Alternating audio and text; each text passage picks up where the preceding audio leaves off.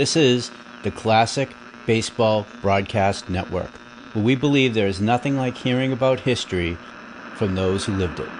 Listen to our full catalog of broadcasts at classicbaseballbroadcast.com. If you enjoy the podcast, please help me out and do one of three things. Follow, subscribe this podcast, and leave a review. It really helps. Share us with your baseball friends. Let them know about us. Or jump over to members.ThisDayInBaseball.com. Join our email list, community, and our family of baseball podcasts.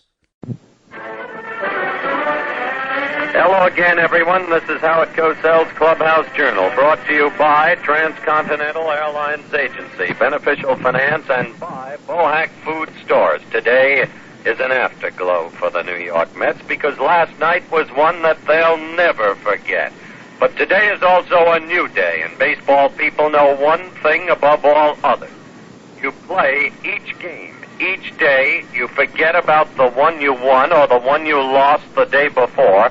You go out and you try and get them today.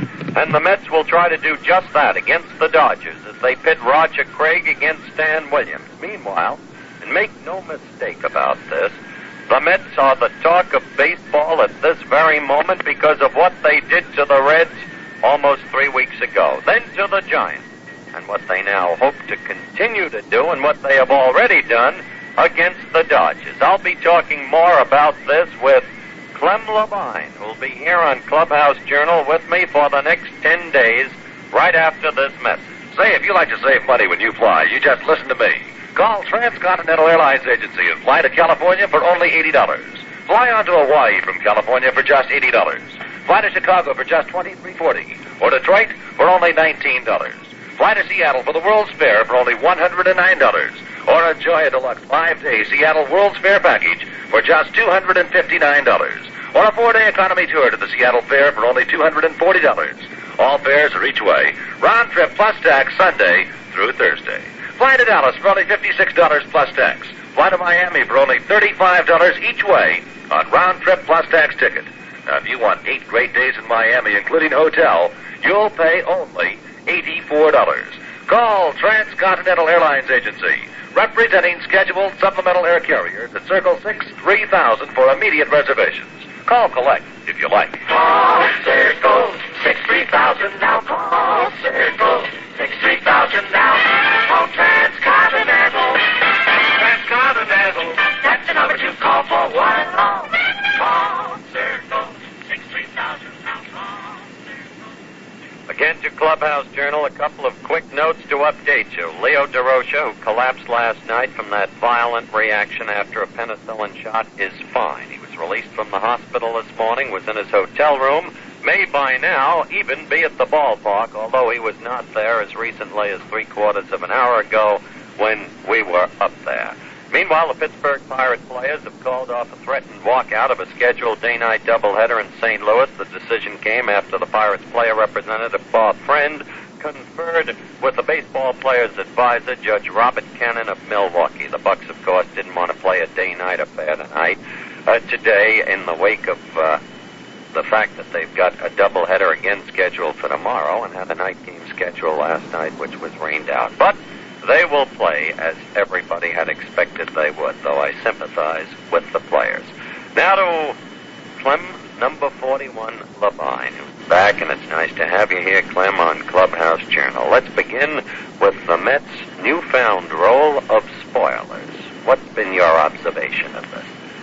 Well, through all the years that I played, especially when I was with the Brooklyn Ball Club here in New York, we found out one thing. We had some ball clubs we seemed to just have an easy time with all during the year until about last month of the season. It always seemed that, well, after all, they'd be eliminated from the pennant race. I'd take one club in particular. Pittsburgh was always a club that was the spoilers for us, because they'd come into our ballpark and we'd need 2 games from them. They'd end up either splitting the games or beating us 2 games. I think the one thing that happens is you get a little lackadaisical against a last-place ball club.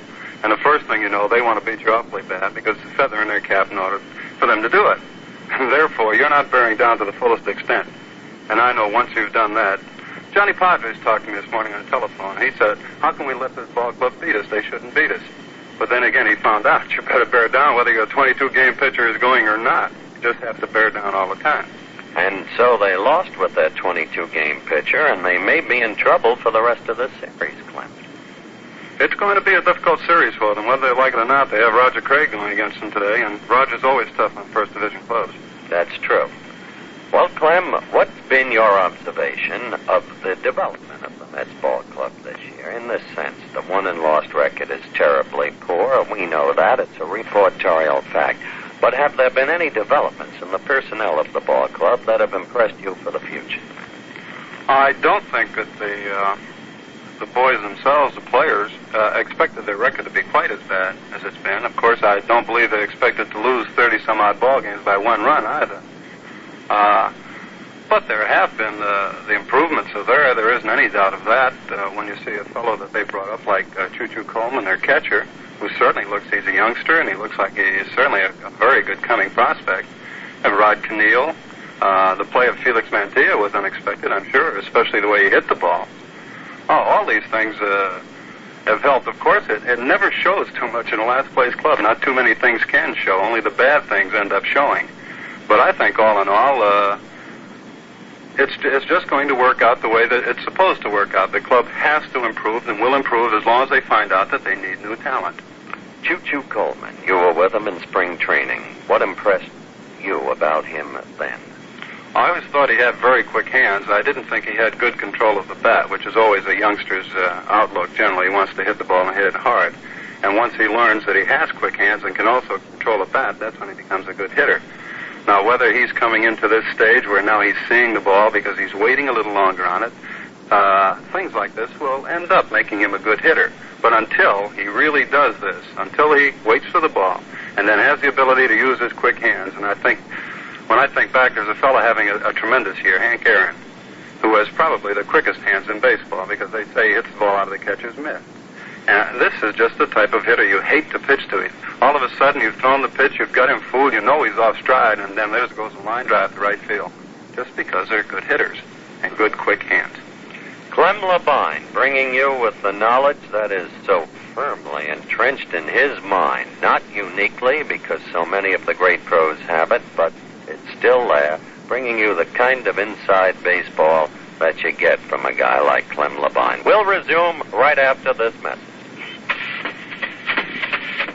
Got the beat? It's summer rhythm. Things to do? Get with 'em. Want cash, you say? Make a call to Beneficial Finance. That's all.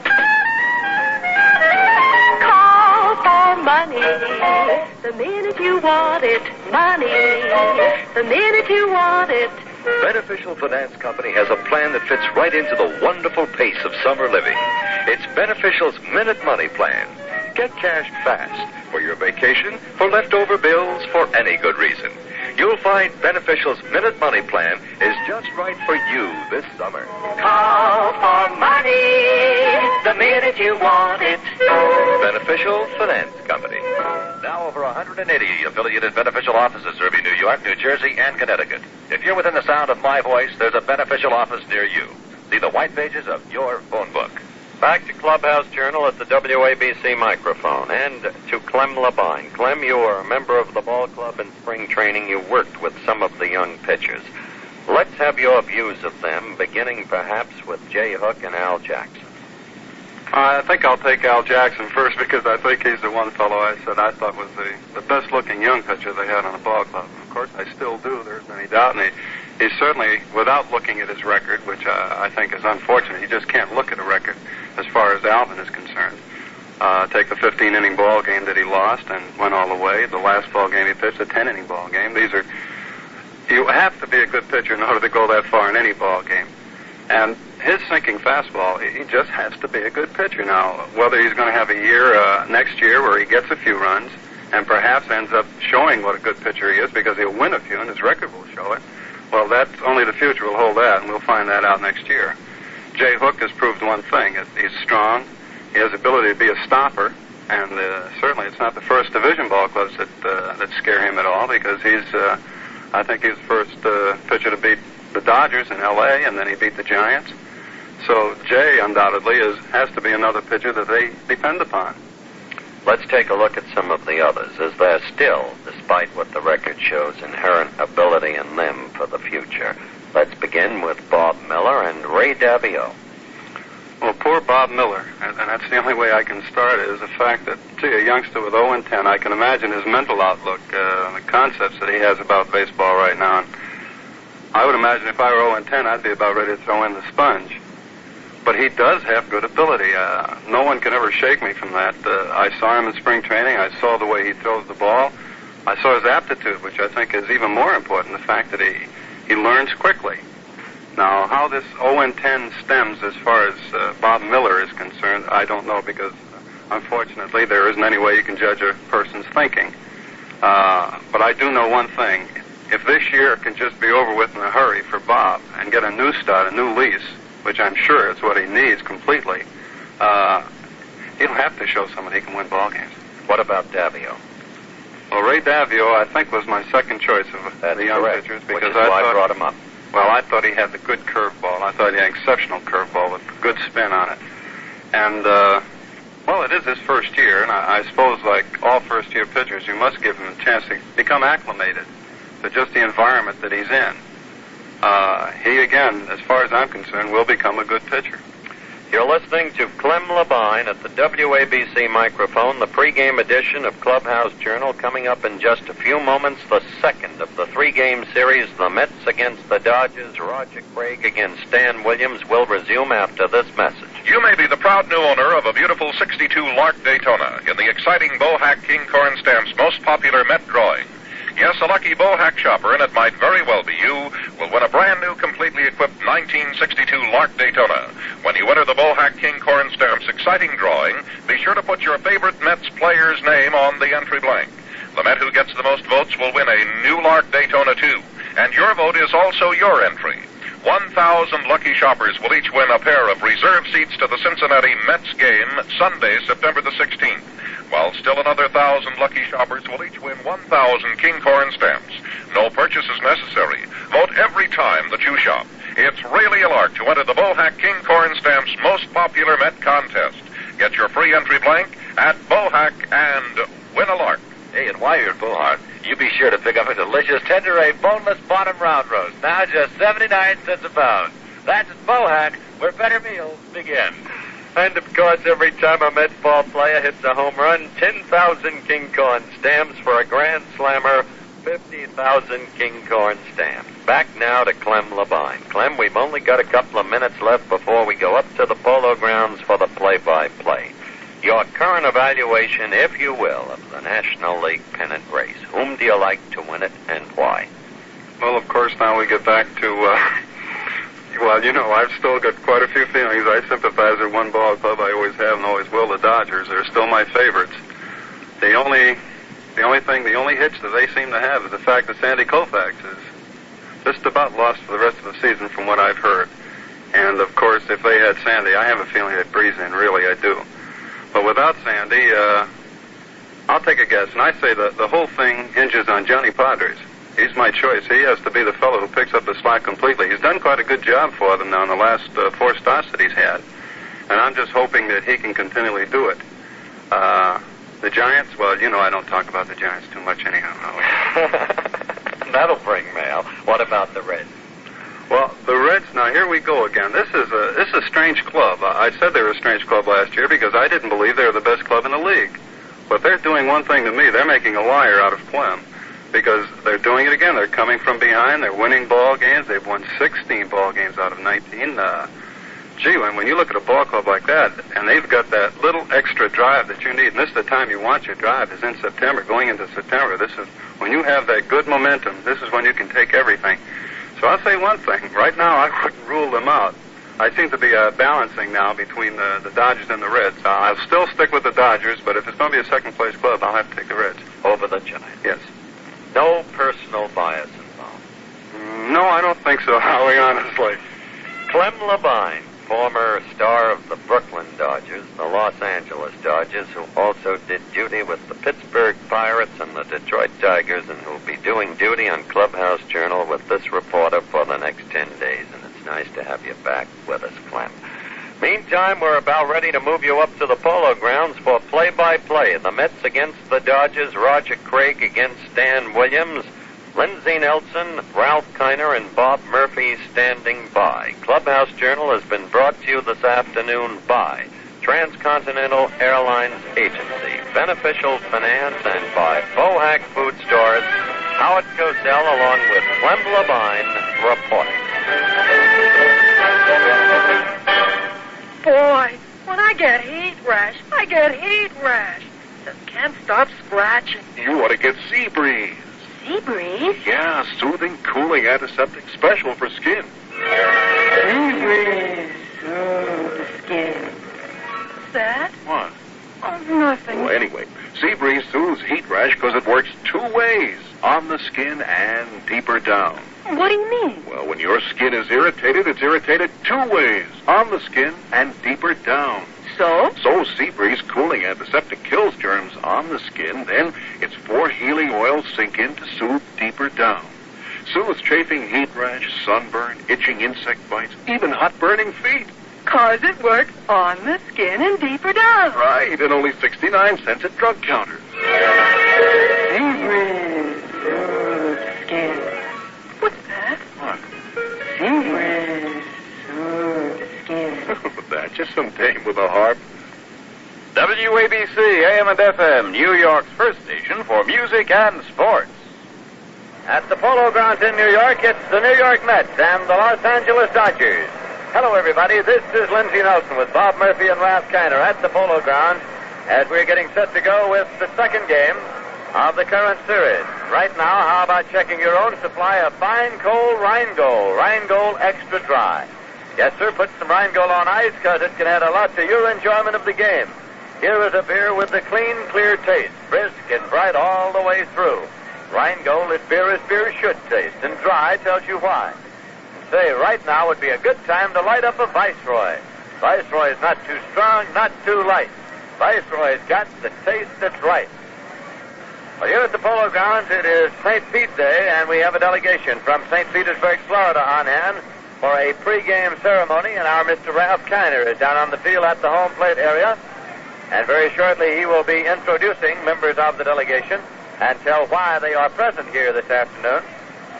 It is again bright and sunny and comfortably cool at the Polo Grounds.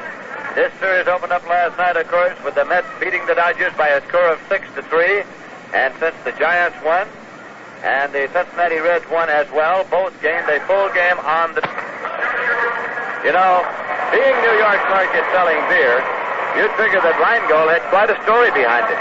But actually, it can be summed up in 2 words, extra dry. Yes, those 2 little words tell you why Rheingold has a flavor all its own, an extra refreshing flavor other beers just don't have. Rheingold brews the long, slow, and costly way, and it makes a big difference in taste. The flavor of Rheingold comes through brisk and bright and clean. It's beer as beer should taste. Any wonder then that millions of people say, my beer is Rheingold, a dry beer. But discover the difference that dry makes yourself. Enjoy fine cold Rheingold along with the game. Just open up or order up Rheingold Extra Dry. The New York Mets have taken the field here at the Polo Grounds. Manager Casey Stengel turns to come back to the Mets dugout. Roger Craig is on his way to the mound.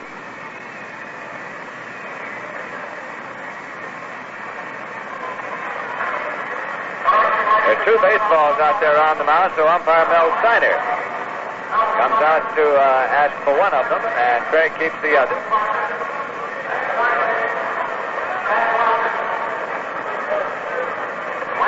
And now, ladies and gentlemen, our national anthem.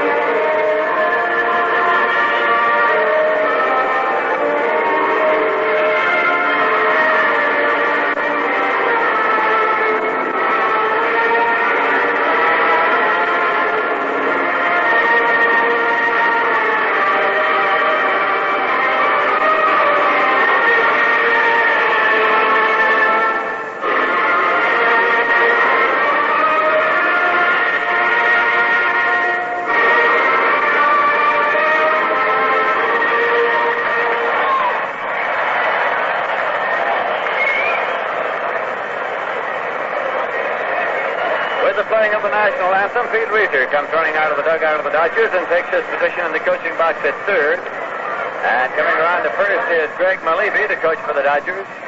Leo DeRocher is back at his hotel, having been released from Roosevelt Hospital. He has gone back to the hotel, recovering satisfactorily from the penicillin reaction, which he suffered yesterday, about an hour before last night's ball game, collapsing in the Dodger clubhouse and being rushed to Roosevelt Hospital. But Leo apparently is coming along fine and is back at the hotel room. And that's good news.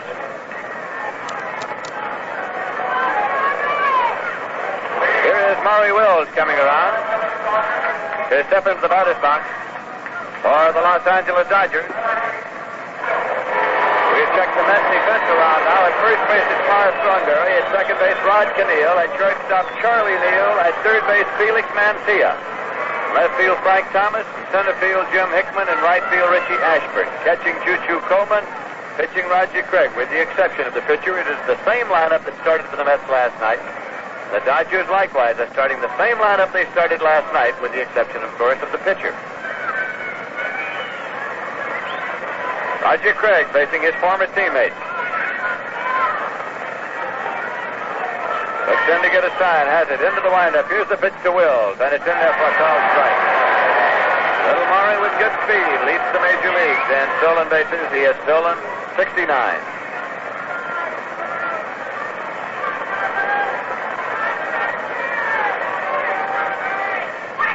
Swinging a ground ball to third, taken by Mancia. Wings it over to Thornberry in time, and he's out. Mancia was playing him a little close on the edge of the grass, so took it and fired on over in plenty of time. And that will bring up switch hitting Jim Gilliam, who will be batting left against the right-hand pitcher, Roger Craig. Gilliam with a season's batting average of .277. Wills has a batting average of .282, by the way.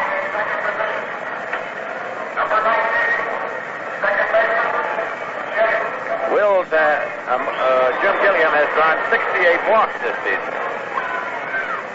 Pitch is on the way. That is high in this lineup of Dodgers.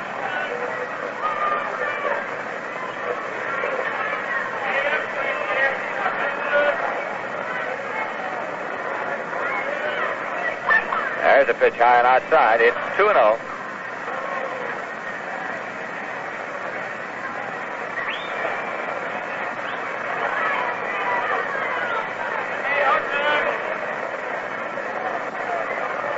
Roger Craig with the pitch, and it's a fastball in there for a called strike. 2-1. Jim Gilliam, who was known as Junior Gilliam when he first came to the major leagues with the Brooklyn Dodgers. Roger Craig works the 2-1 pitch, swung on, and belted into center field for a base hit. Jim Hickman ranges over, scoops it up, relays it in, turning and holding it first is Jim Gilliam with a line shot single into center. There is one away, and Willie Davis is coming up. Willie had a home run last night. This season he's hitting .302 and has a total of 19 homers. Left-hand batter with good speed getting down to first base.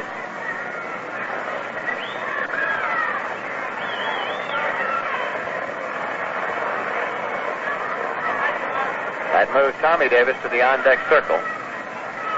Craig has the sign into the stretch. Gilliam leads it first, and here's the pitch. It is outside for ball one.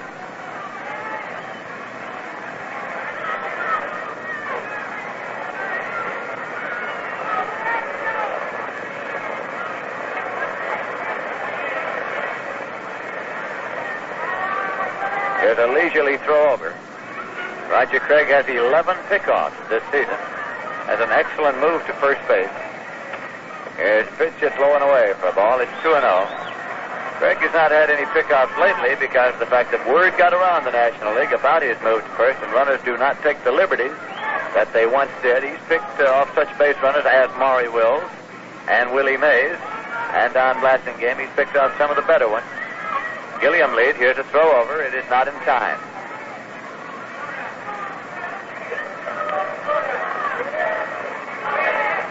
Another throw over. So Willie Davis steps out of the batter's box at the plate. Count of 2 balls and no strikes to him.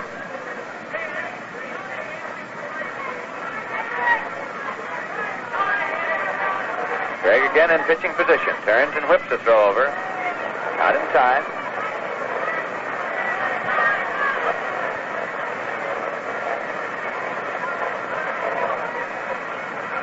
Two-0 pitch. Swung on and missed. Breaking ball, and it's 2-1.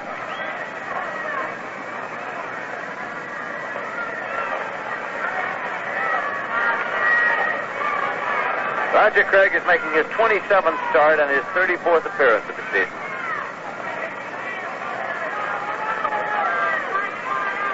Goes over to first. Gilliam's back safely. Against Los Angeles, Craig has won none and lost 3. The 3 losses were all route-going performances. He went all the way. Throws over. Gilliam's back safely. Craig has lost to the Dodgers 3-1, 5-1, and 3-0.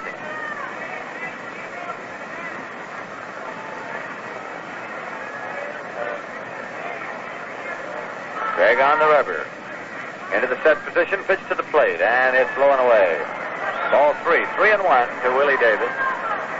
Craig's last 2 outings were in relief. He saved a 5-4 win over the Giants for McKenzie, and he lost to the Pirates in relief when Mancia erred in the 9th inning.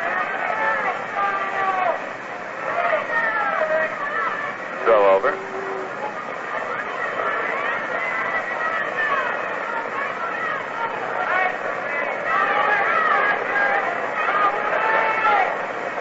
Another throw over. Gilliam getting back safely. The count to Davis is 3-1. Jay Hook, by winning last night, became the winningest Met pitcher. He has 8 victories. Roger Craig has 7. Here's a 3-1 pitch. Breaking ball, fouled off and out of play. And the upper deck behind the plate. Somebody has a souvenir. And the count is full, 3-2. With 1 man out. Gilliam has good speed. He has stolen 12 bases this season. So we'll keep an eye on him to see if manager Walter Alston is sending him.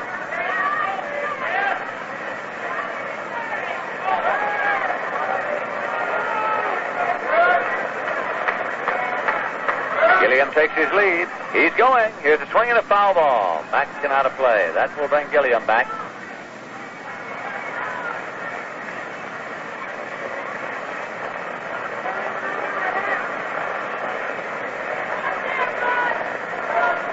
Count holds to Willie Davis. That's 3 balls and 2 strikes.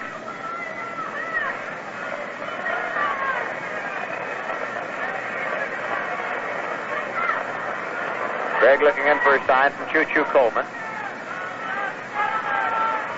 Has it now into the stretch. Gilliam leading, and here's a throw over. Not in time.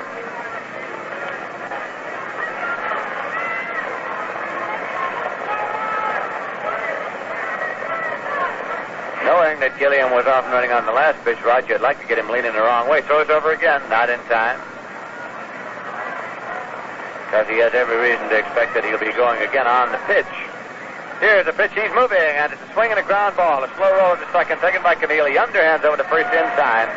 That moves Gilliam to second. There are 2 men out, and Tommy Davis will be coming up.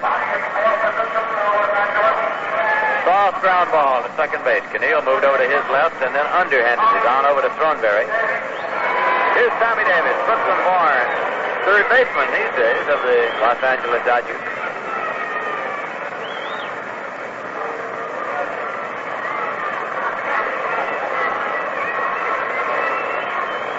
Tommy's hitting .341 with 20 home runs and 122 runs batted in. He has 176 base hits. Choo-Choo Coleman calls time and goes out to the mound.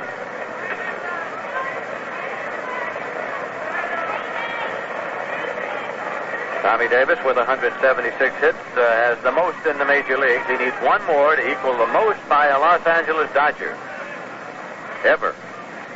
The record is held by Charlie Neal, who in 1959 had 177 base hits for the Dodgers.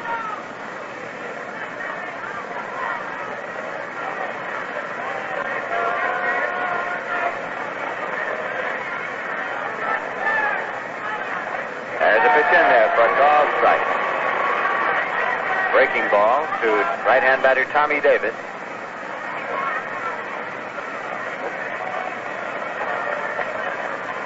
Tommy is tied for second spot in the batting race in the National League. Frank Robinson of Cincinnati is on top, hitting .344. Then Tommy Davis and Henry Aaron are hitting .341 each. Swing on a drive deep to left field. It is sending Thomas way back near the bullpen. He's in the warning track, and he makes the catch for the out. So in the top half of the first inning, the Dodgers got no runs on one hit, no errors, and one left. The end of one half inning of play, the score is the Dodgers nothing, and the Mets coming up nothing. Now, a popular question put to music by none other than Guy Lombardo. Who is the girl? Who be the girl? Miss Rheingold, 63. She be a beaut. She be really cute. The only girl for me. Carol, Loretta, Eileen, Beverly. Is Prue or Carissa one girl who will be that famous girl, that charming girl, Miss Rheingold, 63. This is Guy Lombardo. Who will be Miss Rheingold 1963? Your vote may decide who'll have the fame and fortune of representing Rheingold Extra Dry, the beer that gets most New Yorkers' votes. So vote now. They're all so charming, I'm in such a fix. Yes, I'll just have to vote for all six. Who is the girl? Who be the girl? Miss Rheingold, 63. Now to the bottom half of the first inning, and the New York Mets will be sending up Richie Ashburn, Charlie Neal, and Felix Mantilla. On a bright and sunny Saturday afternoon at the Polo Grounds, Stan Williams is on the mound, 25 years of age. He's a big right-hander who has won 12 games and lost 8 for the Los Angeles Dodgers. When Sandy Koufax went out of action, the Dodgers figured that Stan Williams was going to have to come on big to take up some of the slack on the pitching corps. Of course, some of the slack has been taken up by Pete Rickard. It's been pitching great baseball for the Dodgers of late, and Rickard is scheduled to go tomorrow for the Dodgers. The Mets are scheduled to pitch Craig Anderson in tomorrow afternoon's finale. Here's Ashburn stepping in.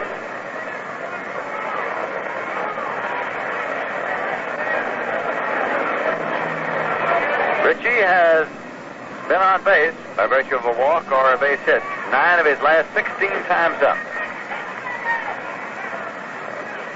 Swing and a ground ball going to second base. Up with it is Gilliam. Wings it over to first in time, and Ashburn is out. One away, nobody on, and Charlie Neal will be coming up. He is second to Willie Davis and Bill Verdon in the National League in triple. Neal has 9. Verdon and Davis have 10. 10 each.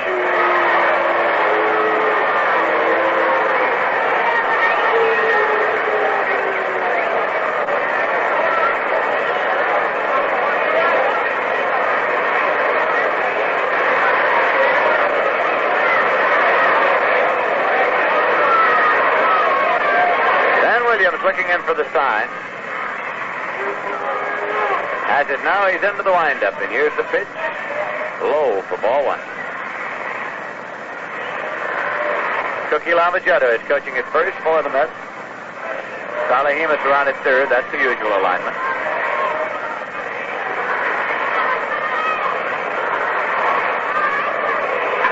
Playing the ground ball is short. Taken by Maury Wells. Fires on over to Ron Fairley in time. 2 away, nobody on for the Mets, and that brings up Felix Mantilla.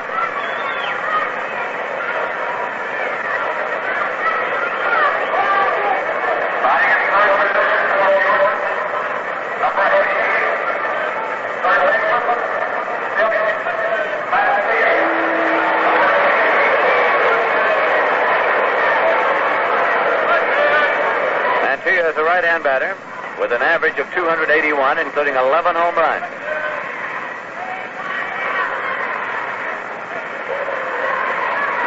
Breaking ball misses low for ball 1. General manager of the Los Angeles Dodgers, Buzzy Bavesi, seated in the box just to the right of the Dodger dugout.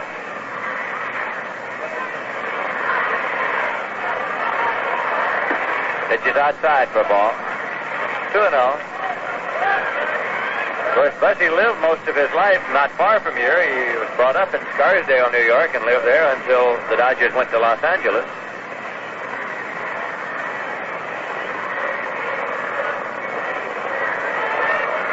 Here's a 2-0 pitch. Low. 3-0 now to Felix Mancia.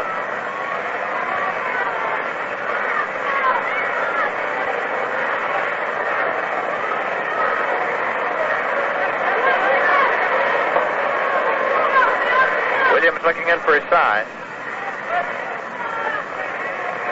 Works the 3-0 pitch, and it is high ball 4. He walked him. Mancia had a single and a double last night, so he's going to walk first time up today. Gives the Mets their first base runner. Brings up Frank Thomas.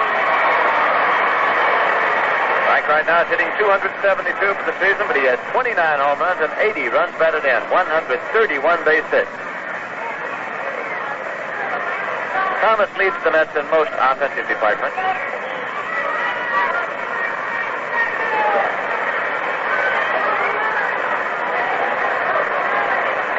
Manager Walter Austin in the dugout of the Dodgers on the phone talking out to the bullpen.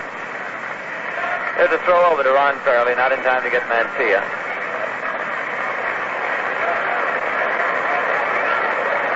Pitch to Thomas. Is in there for a call strike.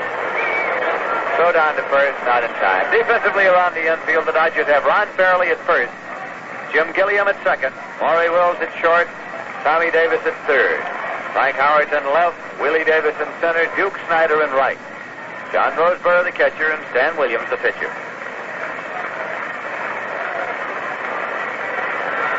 Thomas still outside the batter's box, comes back in.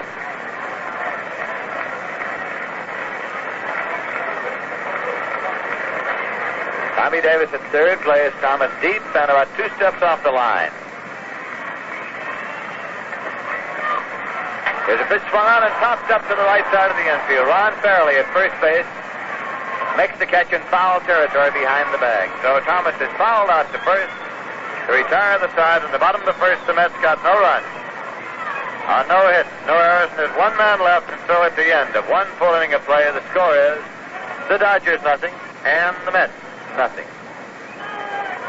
Los Angeles Dodgers will be here tomorrow afternoon, game time 2 p.m., and that will mark the final appearance of the Dodgers at the Polo Grounds this season. It will also be the final meeting of the Mets and the Dodgers in this 1962 season. Of course, every game played by the Dodgers, regardless of where or against whom these days, is an important game because they're on top in the National League race, but they have only a 2.5-game lead over the San Francisco Giants, only a 3-game lead over the Cincinnati Reds, and in the next homestand for the Mets, Cincinnati Reds will be in here. That'll be in mid-September.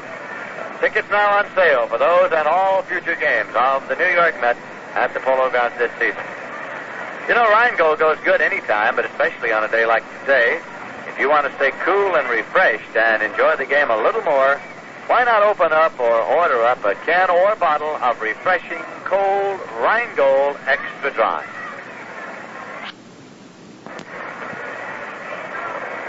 Coming around to lead off for the Los Angeles Dodgers in the top of the second is first baseman Ron Farley.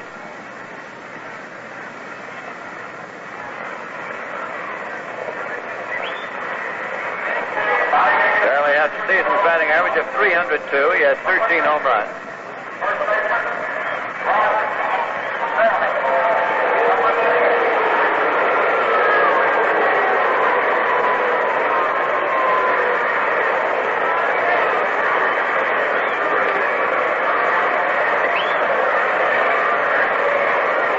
Roger Craig looking in for his sign from Choo Choo Coleman. Has it now into the windup. Here's the pitch. It's low for ball 1. Choo Choo is getting lots of work for the Mets behind the plate.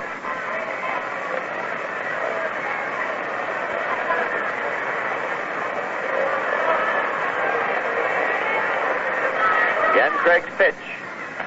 In there for a call strike. Frank Howard next up for the Dodgers.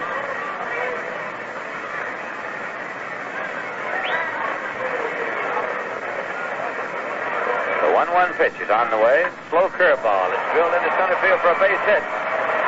Jim Hickman moving over, and Farley's on his way to second. The throw to second base, and Farley goes in standing with a double.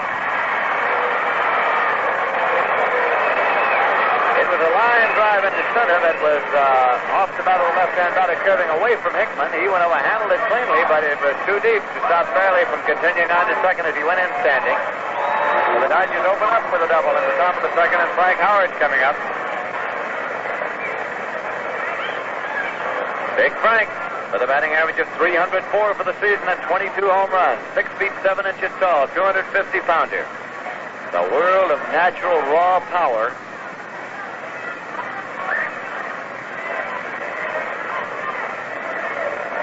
Craig has his sign. Tries the full curve outside, and it's ball one.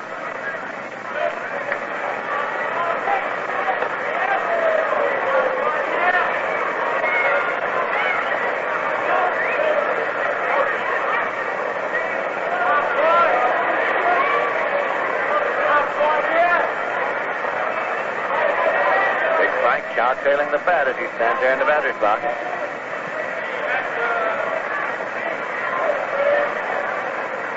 Craig takes a moment to come down off the rubber and straighten out the dirt where he's been striding on the mound.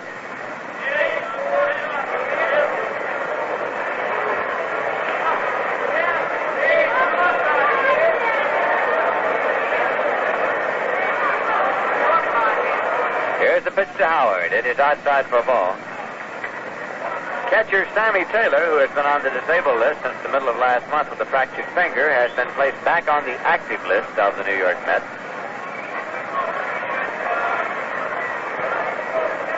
Finger's still a little tender, but apparently he's well on the way to complete recovery.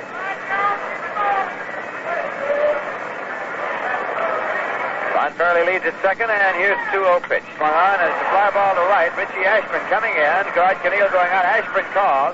Fairley is tagged, but does not move off the bag. The throw comes across the diamond, cut off by Charlie Neal. It's one away, no advance. That brings up Duke Snyder.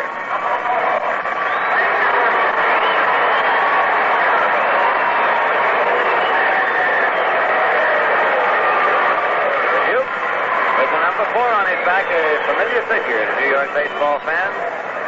Has a season's batting average of 273. He has 3 home runs. He has not played very much. This is only his 59th game appearance. This season, he is the field captain of the Dodgers. His duty this season has been limited mostly to bringing out the lineup cards before the start of each ball game.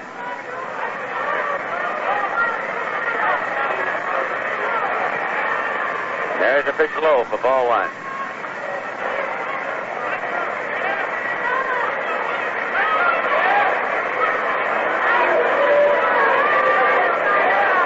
It's the Dodgers nothing and the Mets nothing here in the top half of the second inning.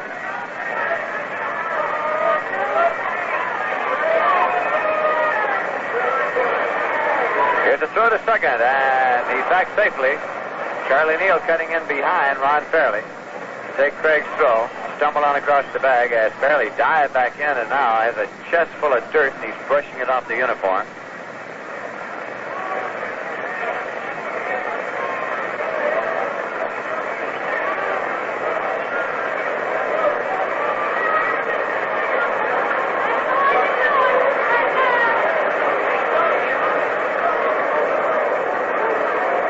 Delivery is low to Snyder. 2 balls and no strike.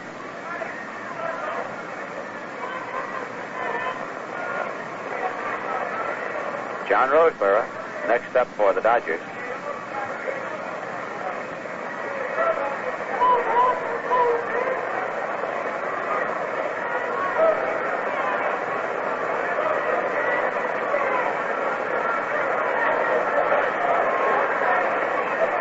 Is low. 3-0 now to Duke Snyder. The crowd last night of approximately 40,000 fans here at the Polo Grounds sent the official paid attendance for the season for the Mets up to 819,733.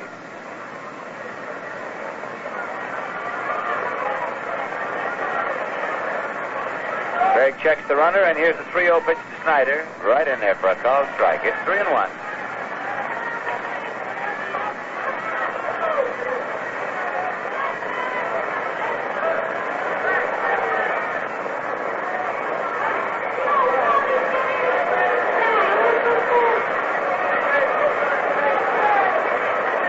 Craig checks and deals 3-1. Swung on and fouled off. So the count is full at 3-2 now to the Duke.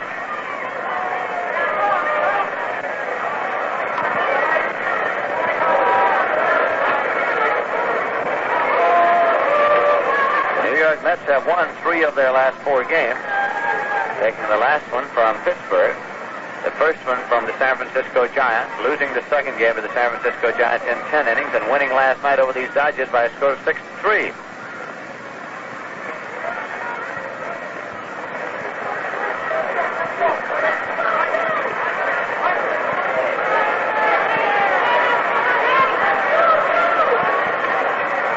After Hit continues after the game with music on WABC AM and FM New York. Temperature 78 degrees. This is Lindsey Nelson with Bob Murphy and Ralph Kiner at the Polo Grounds. John Roseborough, left-hand batter, steps into the batter's box. Runners lead at first and second. Roger Craig checks him, and here's the pitch. It's outside for ball 1. 1 man out here for the Dodgers.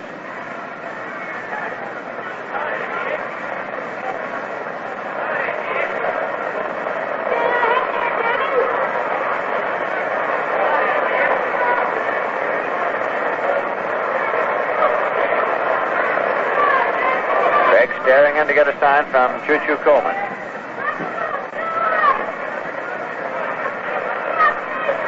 Pick off at second, and he's back safely. As again, Charlie Neal came in behind Ron Fairley, who dived back in to make the catch.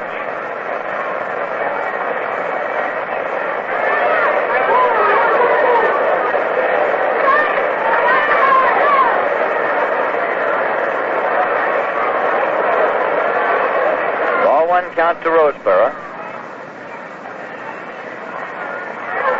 Pitch is swung, and it's a ground ball to first base. Taken by Mara Thornberry. He makes the play unassisted. Runners advancing. Fairley to third, and Snyder to second.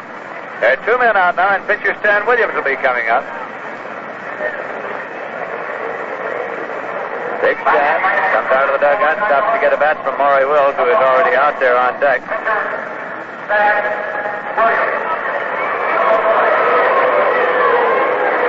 Stan's been up 53 times this season, has 5 base hits. Driven in 3 runs.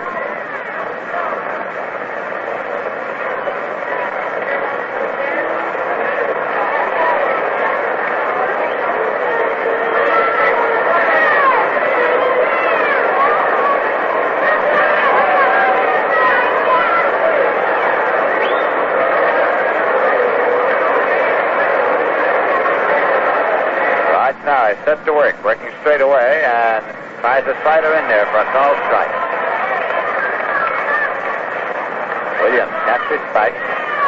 Back in.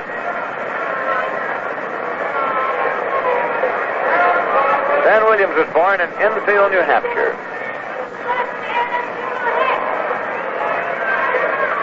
A breaking ball in there for a called strike 2.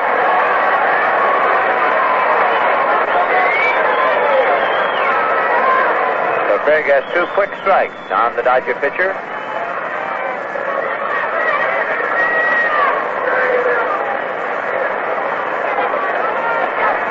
Ron Fairley, the base runner at third, and Duke Snyder, the base runner at second.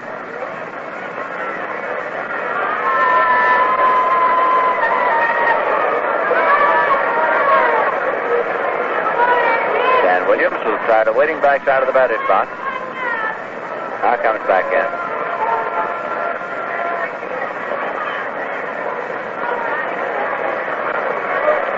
Wind blowing here across from right toward left field. 2-strike pitch is low and away. Ball 1.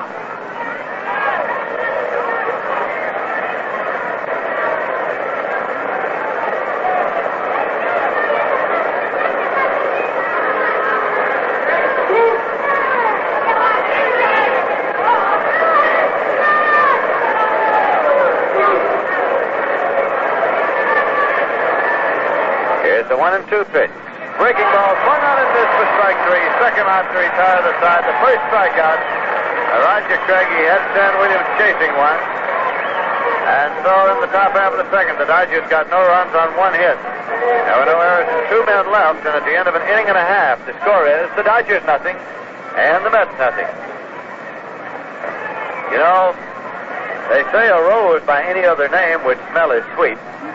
That may be true, but this I know to be true.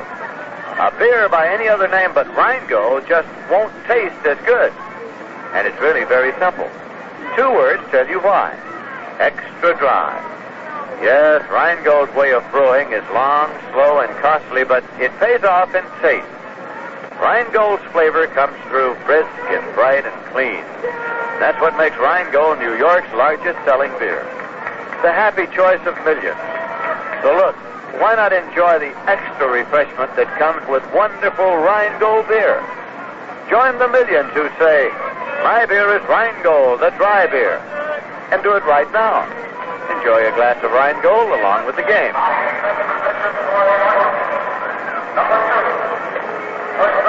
Now leading off for the Mets in the bottom of the second, Marv Thornberry.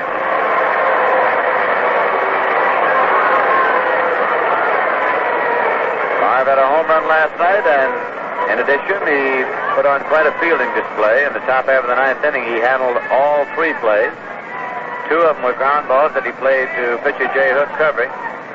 And the final one was a line shot that he dived to his right for and gloved in the webbing by the outset into the ball game. So here is Thornberry at the plate.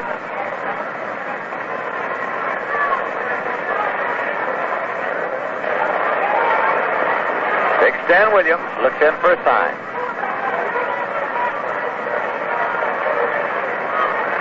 Has it, the windup, and the pitch is in there for a called strike.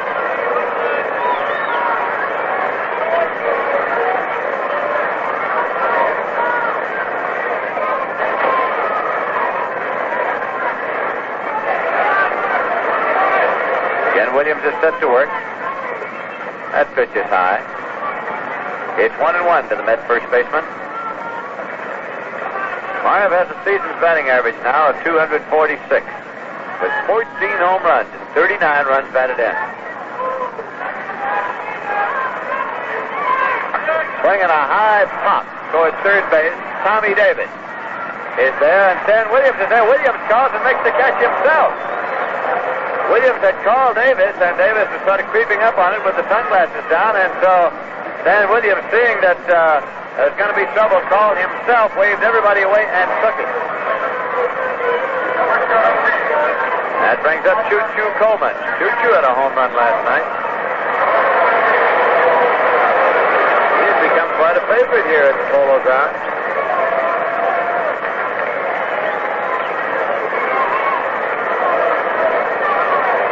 Choo-Choo's hitting 242, and he has 5 home runs since being recalled from Syracuse. Tries to drag bunt, it goes to strike 1.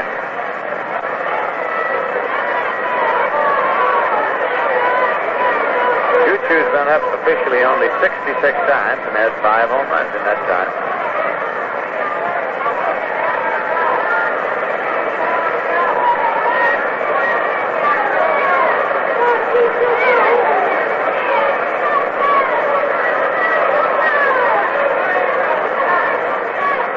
There's a pitch low. 1-1. Stan Williams on the mound starts a long, fluid windup and then breaks it off on some pitches.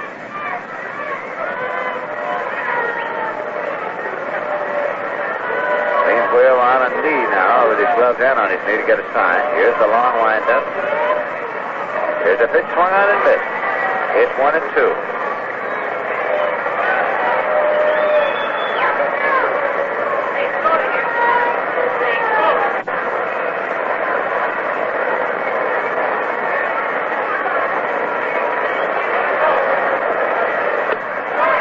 The 1-2 pitch outside. 2-2. Starting today's play in the National League, the Dodgers on top by 2.5 games over the Giants and 3 games over the Cincinnati Reds. It's the Reds who've been making the big move in the National League of late. Here's the 2-2 pitch to Coleman. Swung out and missed, strike 3. Struck him out.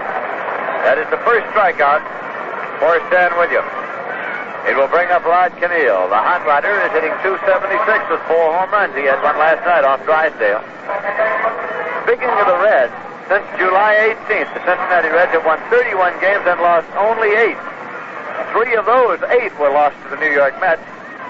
At that time in mid-July, they were 11 games behind the Dodgers. They are now 3 behind the Dodgers. So the Reds have been making up ground on ball clubs that generally have been winning, meaning the Dodgers and the Giants. Pitch to the right-hand batter. Low bounces in there, taken on a short hop by John Rose for a ball 1. Even as late as August 9th, the Reds were 10 games off the pace. They won 17 of their last 20 games. There is a pitch high for ball 2. And Cincinnati Reds will be here at the Polo Grounds on the night of September 14th, the afternoon of September 15th, and the afternoon of September 16th. That's the weekend, Friday night, Saturday afternoon, Sunday afternoon. Here's a 2-0 pitch. Swinging a ground ball, a shortstop. Taken on a high hop by Maury Wills. Throws to Fairley at first in time. Cannell is grounded out. The side retired in order by Stan Williams. And the bottom of the second as the Mets got no runs on no hits, no errors, and none left. The end of 2 full innings of play. The score is the Dodgers nothing and the Mets nothing. Well, you'll have your last chance of this season tomorrow afternoon to see Maury Wills, Tommy Davis, Ron Fairley, Willie Davis and company in action here at the Polo Grounds. Game time is 2 p.m. The final appearance of the Dodgers at the Polo Grounds this season. They're on top in the National League. And of course, as long as they're on top, they're favorites to win the National League pennant and appear in the World Series. So if you want to get a preview of your own, come on out tomorrow afternoon. Good seats are available. Now let's take a look at scores of other games. In the National League at Chicago, the Braves schedule against the Cubs held up because of rain. Tonight, the San Francisco Giants go against the Phillies in Philadelphia. This afternoon, the Houston Colt 45s are at Cincinnati. It's going to be Dick Farrell going for Houston against Joey J, who will be trying for his 20th victory of the season today. Bob Perky got his 20th last night. And the Pittsburgh Pirates are at St. Louis. It'll be Bob Friend going against Larry Jackson. In the American League, the Yankees are playing a day-night doubleheader in Baltimore. At the end of 2 innings of play, it's the Yankees 3, the Orioles nothing. Jim Coates against Dick Hall. At the end of 2 innings, Cleveland 1, Boston nothing. Schwal against Flatman. Kansas City is at Minnesota for a day game. Rocco against Stigman. Del Becco has homered now in the first inning with nobody on for the Athletics. Washington at Detroit held up because of rain. Hamilton against Coplett. And the Chicago White Sox are scheduled against the Los Angeles Angels in Los Angeles. In case you missed that score out there last night, the White Sox defeated the Angels by a score of 7-1. So the Yankees have a 4.5-game lead over the second-place Los Angeles Angels. As we go to the top of the third, coming in here right now is Ralph Kiner. Okay, Lindsay, it's Maury Wills, diminutive little shortstop for the Los Angeles Dodgers with 69 stolen bases. And he takes the curve from Roger Craig for strike 1. Maury Wills on my pregame show was asked by one of the youngsters here how you can stop him when he steals a base. And he said the best way is to keep him from getting on. There's a strike, and it's 1 ball, 1 strike. Maury Wills with 69, second to Bob Bescher in the history of the National League in total bases stolen in 1 year. Bescher stole 70, and then later on stole a total of 80 for the all-time high in the National League. There's a strike called as Craig comes back with a fastball. 1 ball, 2 strikes. Years ago, they had a player named Sam Jethro, who was quite a base stealer, and they stopped him by walking the pitcher ahead of him. He was the leadoff man. There's a base hit. Oh, no, it isn't. Cannell up with it, but he throws it away. Wills now going down to second base on the air. Tough chance for Rod Cannell. He moved over deep to his right, took the ball behind second base, came up with it. He had to hurry his throw, and he threw it away. And we'll wait and see how they scored. Could go 1-1, a base hit and an error. And it is 1-1. Maury Wills picking up his first hit of the game. That is hit number 3, and the error by Rod Cannell on the throw, allowing him to get to second base, the first of the game for the Mets. So with no one out, the batter is Junior Gilliam. Left-hand batting second baseman. He, along with Maury Wills, is switch hitter. Batting from the left-hand side against Roger Craig. And Craig with his first pitch outside, ball 1.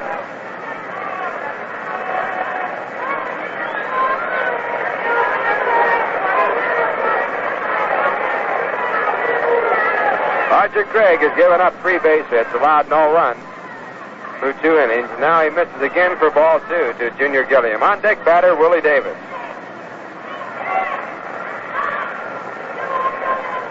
Mets have won 2 games from the Dodgers this year.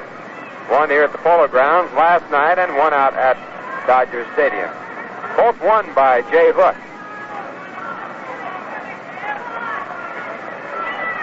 2-0. Roger Craig spins, throws to second base, but Charlie Neal, worried about catching the ball, had no chance to make the tag. Wills diving back in safely. Wills might have gotten spiked in that play as Charlie Neal came over to make the catch. One thing about being a base stealer, it's a lot of work.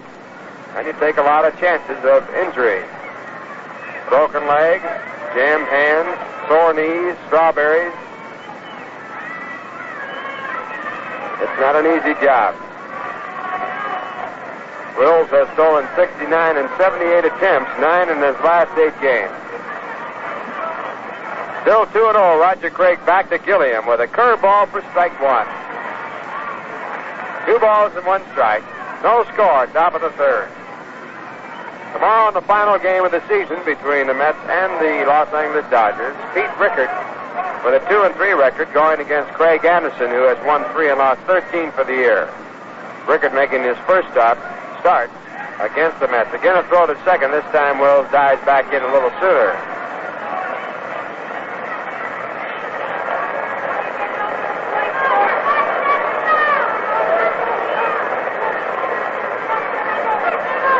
Wills needs only 12 more to set an all-time record for stolen bases in the National League. There's a pitch back to Gilliam. It's outside, ball 3. Roger Craig comes off the pitching rubber to question the umpire, Mel Steiner. He wants to know where it was. 3 balls and 1 strike. On deck batter, Willie Davis. 0 out, top of the 3rd, no score.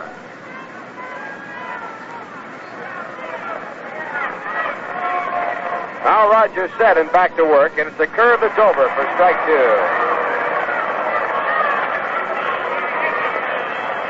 So Craig now has worked the count all the way out at 3-2, and Gilliam asks the umpire to take a look at the ball. Mel Steiner looking and keeping the ball in play.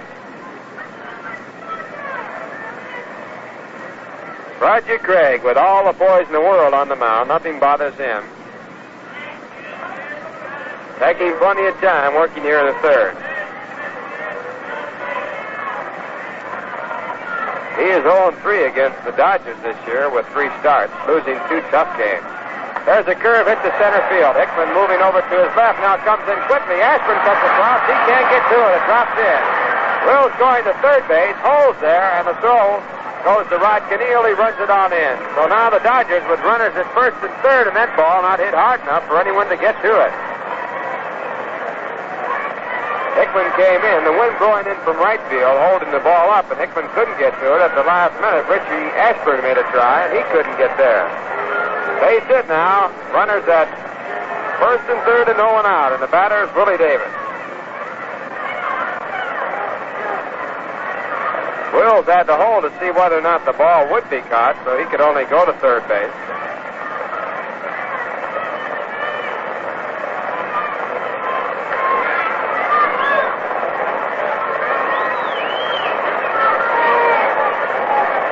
Davis batting .302. Left hand batting center fielder. Waiting for the first pitch, and he gets it. It's low for ball 1. Roger Craig taking a little bit off the fastball. 1 ball, no strike. Willie bounced to second base his first time up, and he takes outside for ball 2.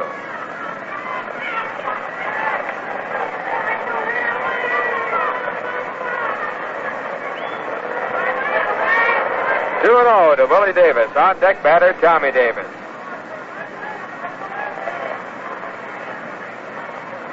They are not related. Now Craig with a throw to first base, but Gilliam back ahead of the tag. 2-0 pitch to Willie, pulled foul. High fly ball that goes on the roof, but foul by about 50 feet.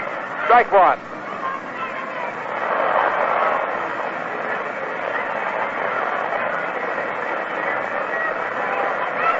Willie Davis,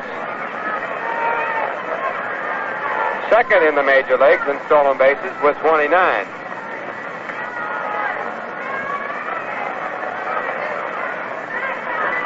The 2-1 pitch to the left-hand batter. Hit the right center field. Moving over Ashburn. He is there. And he makes the catch and scoring easily with no play from third base. Maury Wills. And the Dodgers take the lead 1-0. Holding at first base, Jim Gilliam. And it brings up Tommy Davis.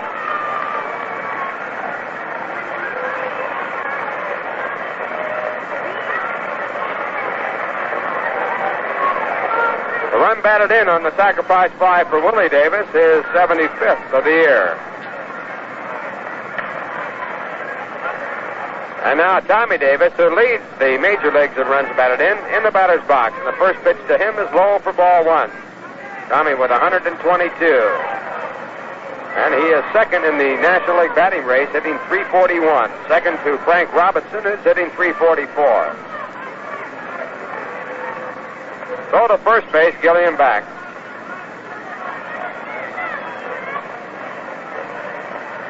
Again a throw over there. No tag by Throneberry.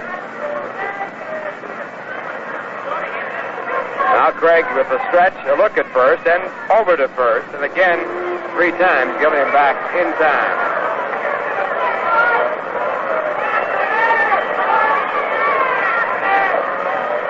One-0 pitch to Tommy Davis. A curve breaking on the outside corner. Strike one. 1 ball, 1 strike. 1 man out. The score 1-0 Dodgers. Top of the third.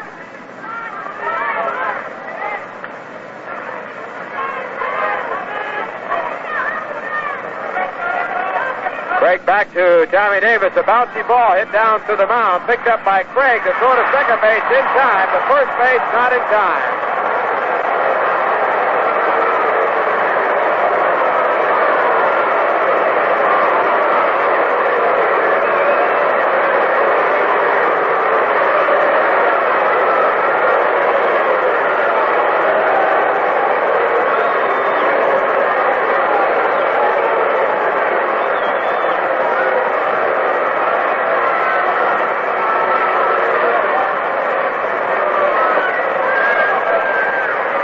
Just missing the double play as Tommy Davis, a fast man, beat the throw back to first base after the force at second by just an eyelash.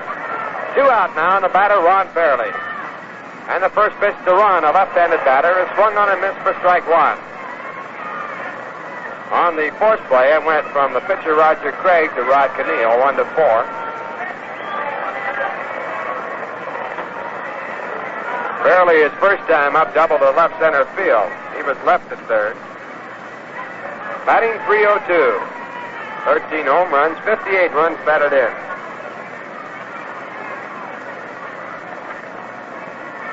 Throw to first base, Tommy Davis back. 1-0 game, Dodgers lead, top of the third. This time, play catch with your boy in the backyard throw to first base. It's a little off throw.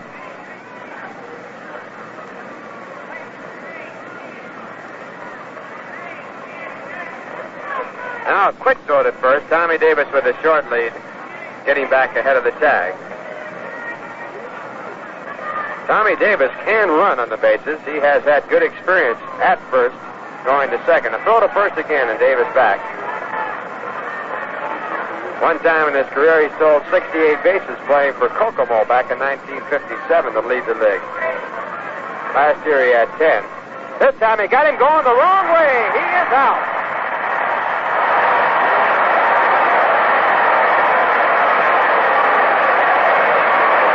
Number 12 is pickoff to Roger Craig, and boy, he just wears you down. 1 run on 2 hits, no errors, and no one left, and the score, make it 1 error, and the score at the end of 2 1/2. The Dodgers won, the Mets nothing. Now time out for a moment's entertainment after that pickoff play with a famous group of entertainers from Rheingold.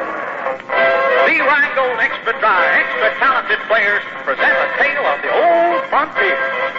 In a cavern in a canyon, excavating for a mine, lived a miner, 49er, and his daughter Clementine. Oh, my darling, oh, my darling, oh, my darling Clementine, you were lost and gone forever. Oh, my darling Clementine.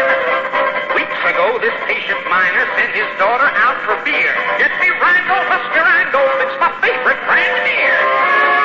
Into town Clem went a-running to do as Daddy told. There I met a handsome cowboy, give him Daddy's Rheingold. Rheingold Strider so refreshing. And draw, tell you why. From now on my beer is Rheingold and my wife is Clementine. Got a husband and your beer paw, have a glass while it's out cold. Oh, my Rheingold, extra Rheingold. Oh, my Rheingold.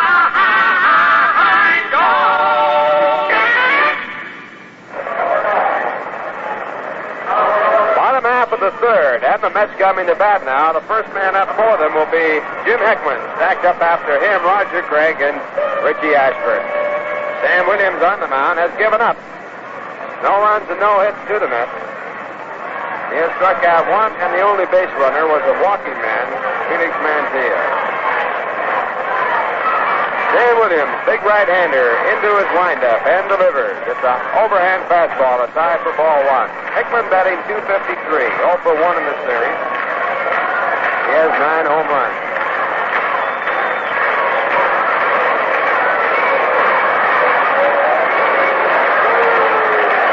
Williams back to Hickman, and he takes the strike for strike one.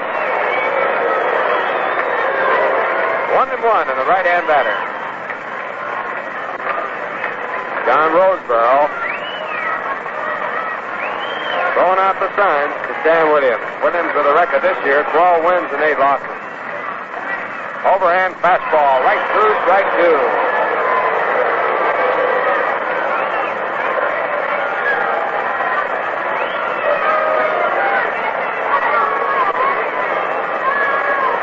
Nothing game Dodgers.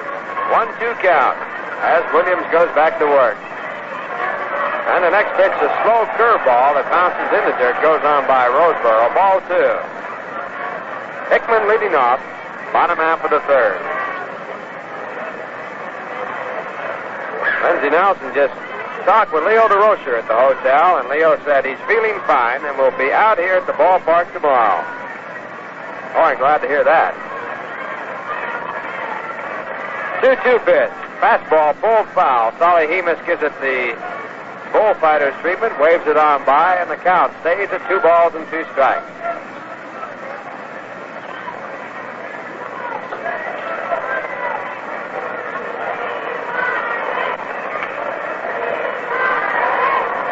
Now Stan throwing the rubber, reading the signs into the windup.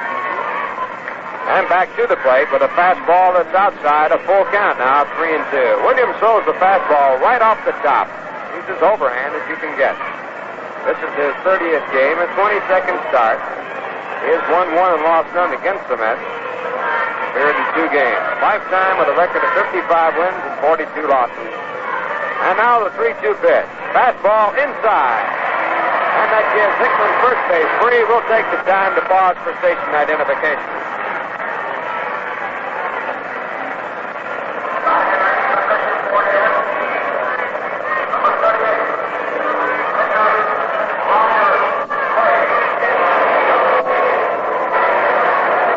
Along with Lindsey Nelson and Bob Murphy from the Polo Grounds. The Dodgers leading 1-0 as the Mets bat in the bottom half of the third.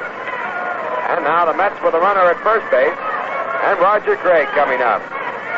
Roger batting 0-51, bats on the right-hand side, taking time to talk to Mel Steiner and John Roseboro as he moves up to take a look at the signs from Solly Hemus. Tommy Davis at third base already in about 6 steps in front of the bag looking for the bunt. Fine run at first base. The on-deck batter, Richie Ashburn.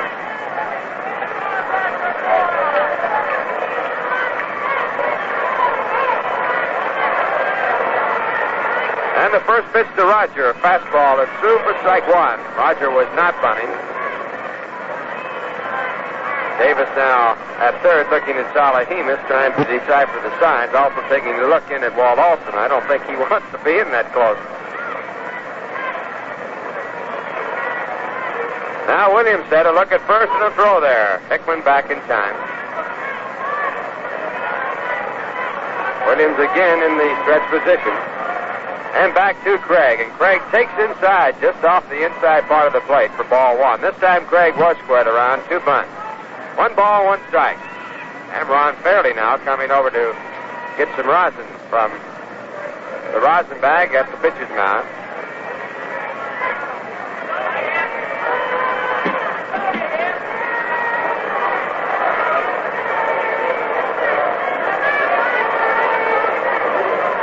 Early now back to first base to guard against Jim Hickman. And Roger Craig back to the batter's box after a discussion with Sally Heeman. 1 ball, 1 strike. No one out. Top of the bottom half of the third. 1-0 game in favor of the Dodgers. Hickman goes. The pitch is bunted foul.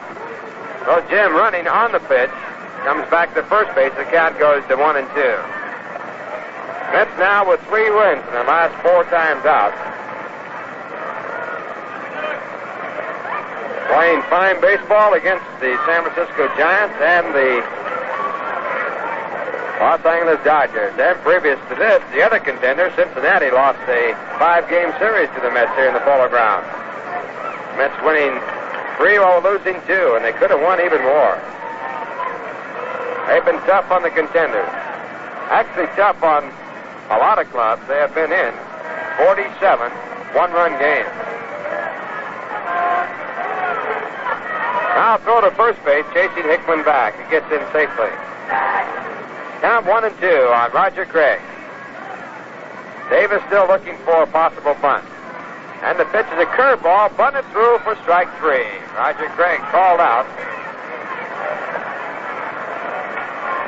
And the strikeout is number 2 for Stan Williams.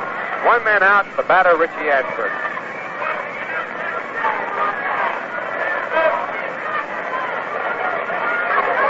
Richie bounced to second his first time up. Sally Heeman is now talking to Richie about 40 feet in from the third base coaching line. Richie hitting .309, 7 home runs and 28 runs batted in. Score 1-0 in favor of L.A. Bottom half of the third, 1 man out.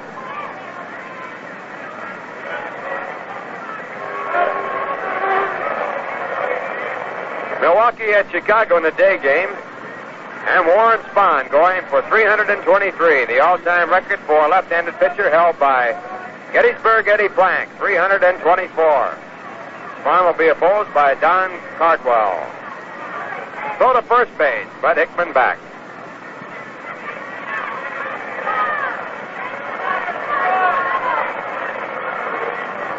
Speaking of slow pitchers, Eddie Plank was the first of the slowest pitchers. There's a swing, a foul tip. Hickman holds it first. Strike 1 on Richie Ashford.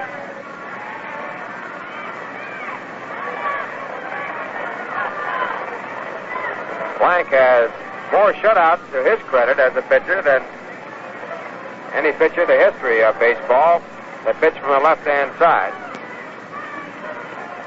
He won a total of 324 games, and 21 of them as a member of the Federal League back in 1915. There's a fastball that's high for ball 1. 1 ball, 1 strike.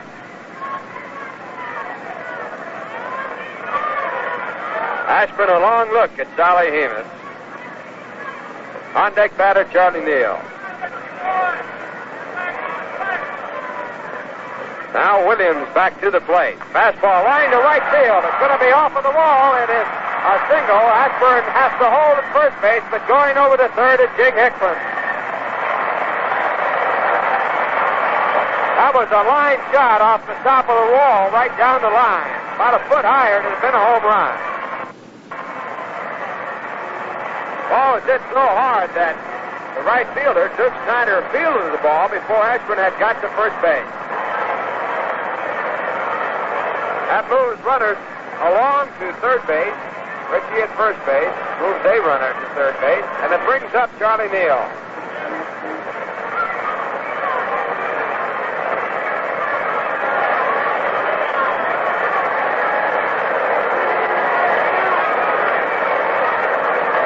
Neal, right-hand batting shortstop, 0 for 1 in the game. He bounced to short. Infield being left back at short and second base. Tommy Davis even with the bag at third. And, of course, barely holding Ashburn on at first base. Mets with a chance to tie it up. One man out. And a throw to first base moves Ashburn back. Neal batting .248, 11 home runs and 45 runs batted in. He's looking for his first hit in the series, 0 for 5. And the first pitch is a fastball high for ball one.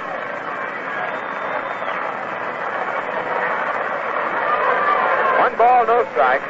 1-0 game, Dodgers. Now Tommy Davis being moved back at third. He's about 5 steps in back of the baseline between second and third. Hickman at third base runs well. He's not exceptionally fast, but is good and fast. Ashburn also a pretty good runner at first. And the pitch back to Neal. A bouncy ball hit down the short. Murray whirls up and throws to second in time. To first base, not in time. And the ball game is all tied up as Hickman scores on the play.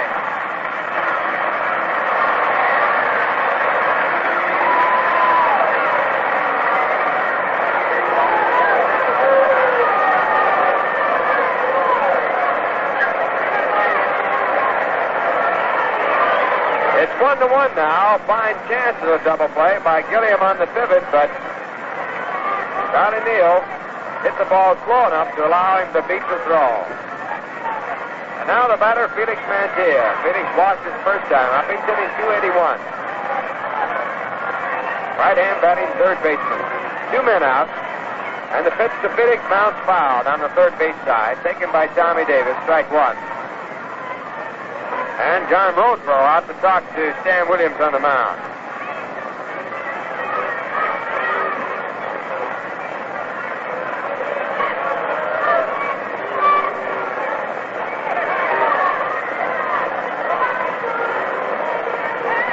Felix 2 hits last night and 4 trips to the plate.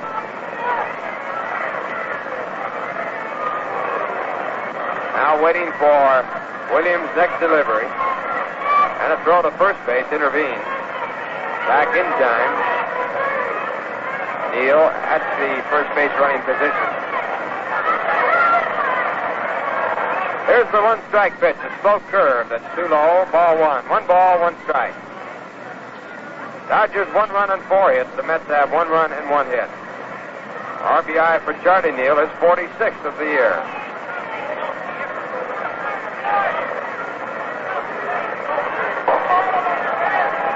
Williams back to work. And it's a curveball that's outside. Ball 2. 2 balls and 1 strike. Williams working with 4 days rest. His last out was August 20th. He went 7 innings, holding the Reds to 2 runs and 5 hits. He went out of the game leading 3-2, and the Reds won it as they scored 4 big ones in the 10th to win the game 7-3. Frank Robinson's grand slam home run. There's the ball, hit the right field, and it's going to be foul. It'll go as strike 2. 2 balls and 2 strikes.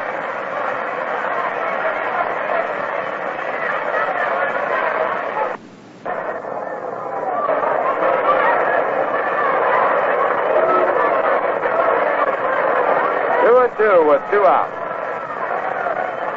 Dodgers 1, Mets 1. Bottom of the third.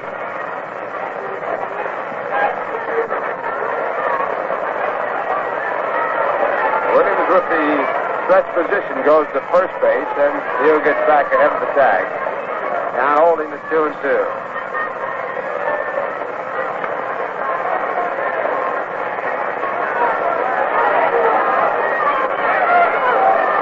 And the pitch back to Mantilla, fastball high, and a full count now as Mantilla works the count all the way down the line. That'll mean Johnny Neal at first base will be going on the pitch. On deck batter, Frank Dobbin.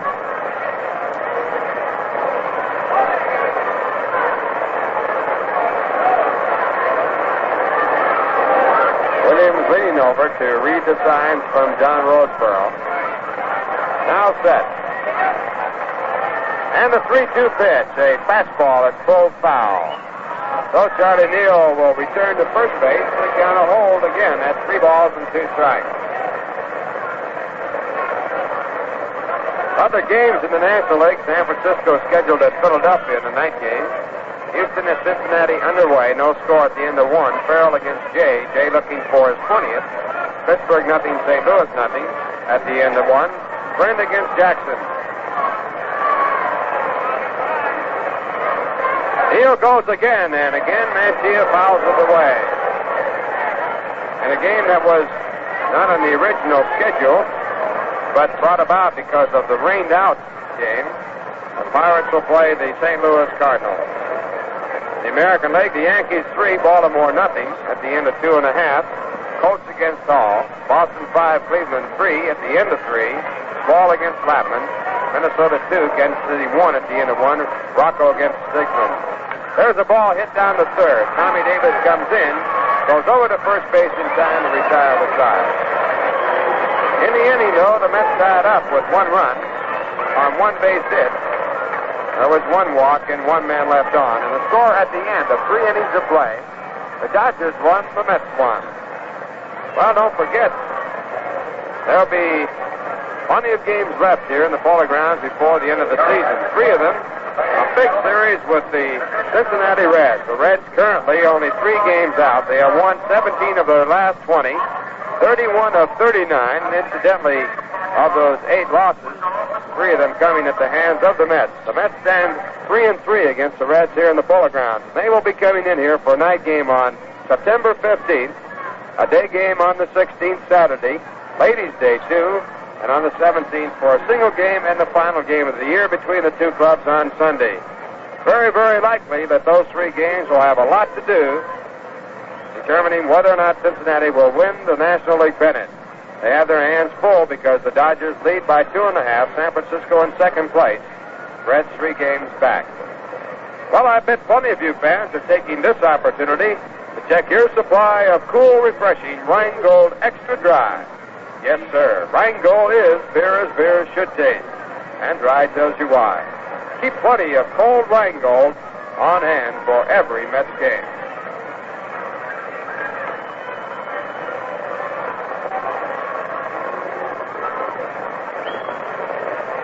Third of the game in now at the top of the 4th.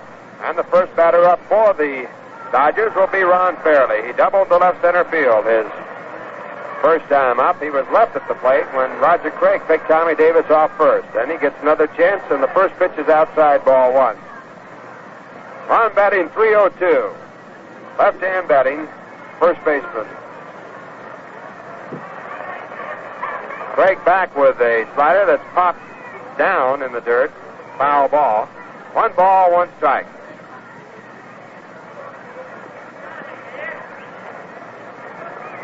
Rogers so far has given up 1 run on 4 hits. He has struck out 1 and walked 1. His last 2 outings were in relief. One time he picked up his 20th loss. He worked the third of an inning. The other time he worked 1 inning, gave up 1 hit, and got the side out after a double play. There's a swing and a miss for strike 2. In the 1 inning he got the side out. It preserved a win for Ken McKenzie and gave Roger a save. Mets won that game 5-4 against San Francisco. There's a pitch inside that turns Fairley away from the plate.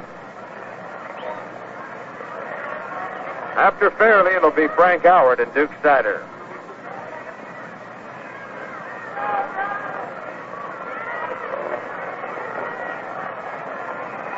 Craig back into the windup and delivers. A curveball swung on and missed, but tick now indicated by the umpire Mel Steiner. A foul ball, and the ball goes down in the dirt, gets away from Coleman, so Fairley just barely stays alive.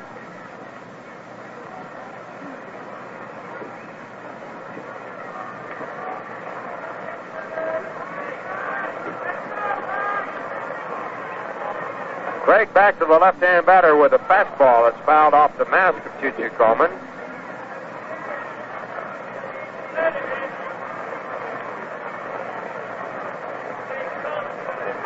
Dodgers have some real bumpers in their lineup.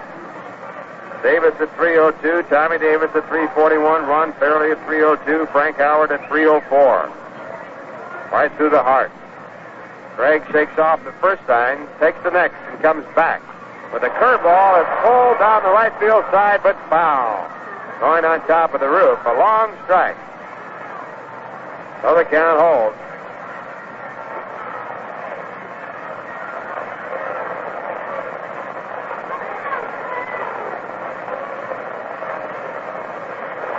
Fairly now, time to get some rosin. It was stuck under the foot of Frank Howard. He couldn't find it at first. He's in the on-deck circle. 2 balls and 2 strikes on the board. No one out. It's the top of the 4th inning. 1-1 game.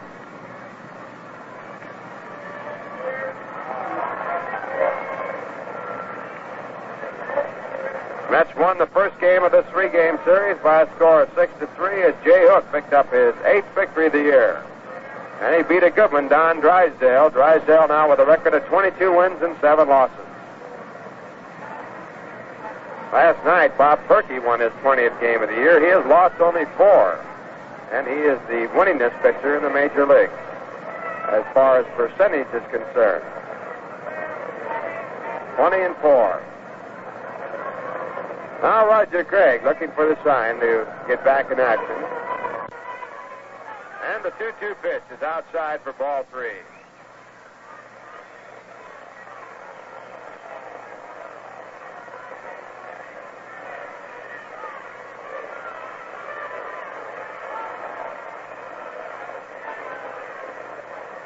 Craig normally works pretty fast. Right now here today, he's taking plenty of time, working against his former teammates.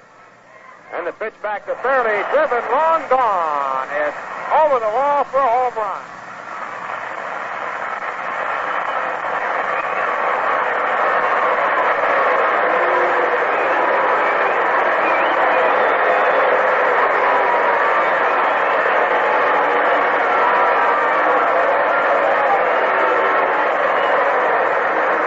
Ron Fairley with his 14th home run of the year, giving the Dodgers the lead again, 2-1.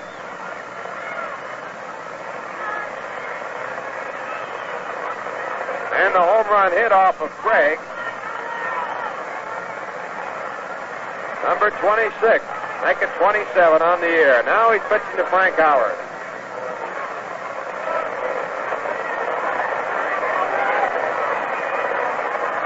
And Howard squares around as though to beat out a bunt. Felix Mantilla deep, and the pitch is high inside, goes off the glove of the catcher. Howard had to get out of the way in a hurry. Ball 1.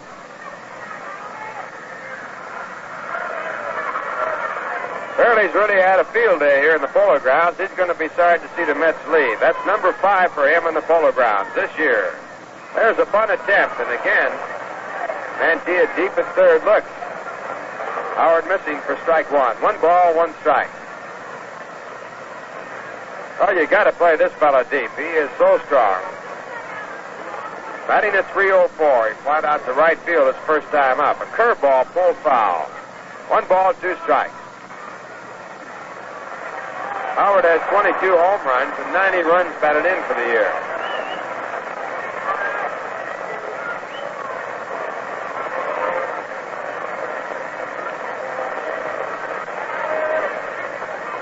No one out.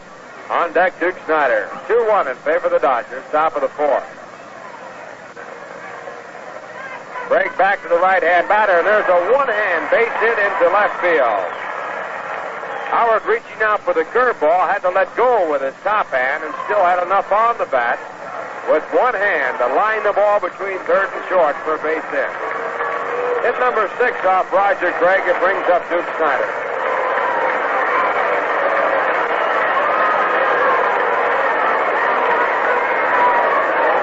Duke walked his first time up, batting at .273, left-hand batting right fielder. And the first pitch to the Duke is low for ball 1. Fastball below the knees. Howard at first base towers over Marv Throneberry. He's a giant, 6'7", 250 pounds. Pitch back to Duke outside. 2 balls and no strikes. The throw to first base chases Howard back. The throw from the catcher.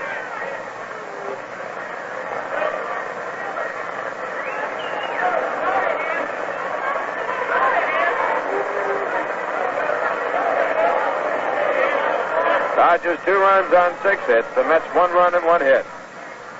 And Snyder gets a curveball. That's called strike one. 2 balls and 1 strike.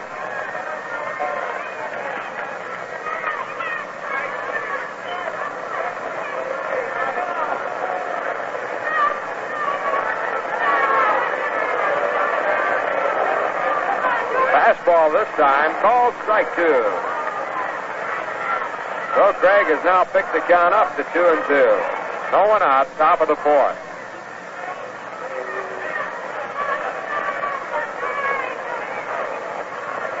Outfield pulled around. Playing Snyder to pull. Infield set for the double play.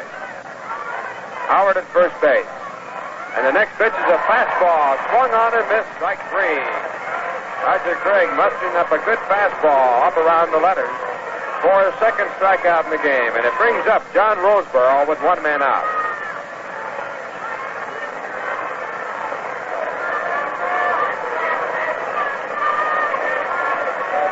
John bounced to first his first time up, batting from the left-hand side. And he swings and the bat sails out of his hand up against the screen that protects the lower box seat. And the ball's thrown away. Rod Camille now going out the right field corner, going all the way to third base. On the overthrow by Choo-Choo Coleman is Frank Howard.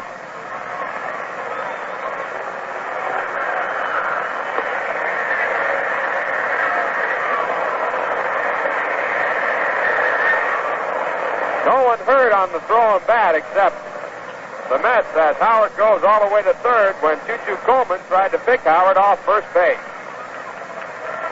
Here goes to the catcher Coleman. And now the Dodgers have a runner at third base with 1 out and a 1-strike count on Roseboro. Roseboro now changing bats. He has one now with tape on the handle.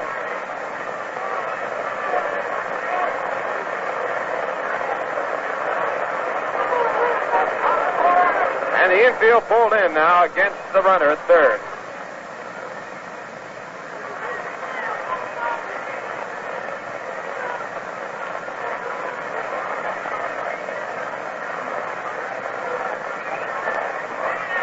And the next pitch by Craig low, ball 1. 1 ball, 1 strike.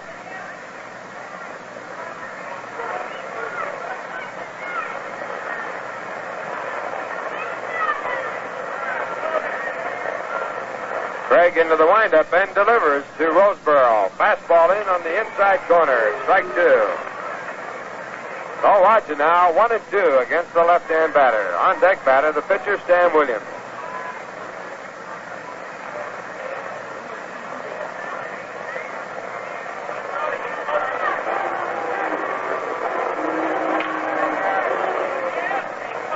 Craig back to Roseboro, low, and it's ball 2. 2 balls and 2 strikes.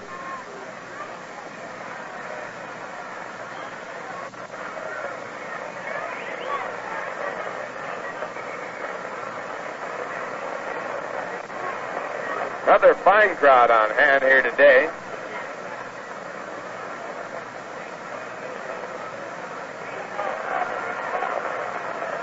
Roger into the windup, and the curveball is over. Strike 3. John Roseboro caught looking at a good curveball for out number 2, and it brings up Sam Williams. That is strikeout number 3 for Roger Craig, 2 in a row in this inning. After the home run by Ron Fairley, the single by Frank Howard. Howard going to third base on an error by the catcher. So the infield now can move back with 2 men out as Sam Williams, a right-hand batter, comes up to hit. Sam was the other strikeout victim of Roger Craig in the second inning. Struck out on a curveball. He's batting .094.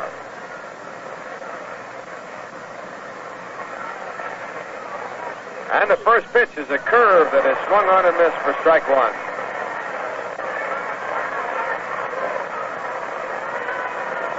Dodgers 2, Mets 1. Top of the 4th inning. Craig back to work. And this curveball is swung on and missed. Strike 2.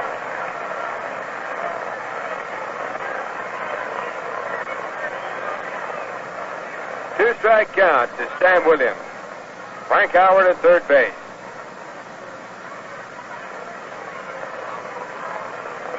And the 2-strike pitch. Slider that's outside for ball 1. 1 ball, 2 strikes.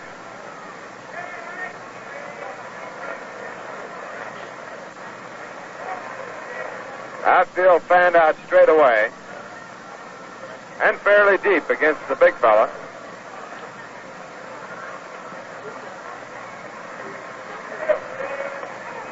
Now the 1-2 pitch, a side-on curveball, strike 3, and Roger Craig strikes out the side.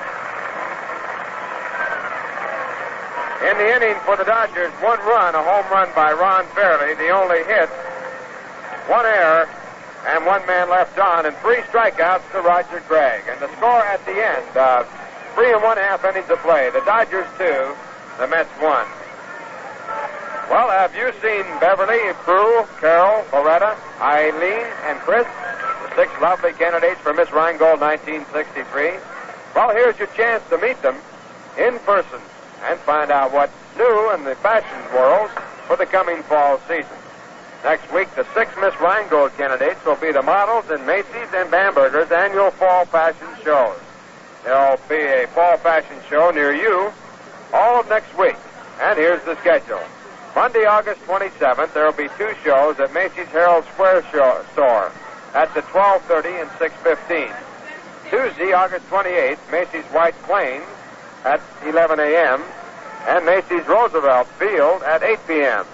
And Wednesday, August 29th, there will be 3 shows. Bamberger's Newark at 12 noon, Bamberger's Paramus at 3:30 p.m., and Bamberger's Menlo Park at 7:30 p.m. So be sure to take in Beverly, Prue, Carol, Loretta, Eileen, and Chris, and all the lovely fall fashions. And now, while we get ready to go to the bottom half of the 4th, we'll pause for station identification. Time 3:29. Drive home from the game with music from WABC, New York. Temperature 75 degrees. Ralph Kiner along with Lindsey Nelson and Bob Murphy from the Polo Ground.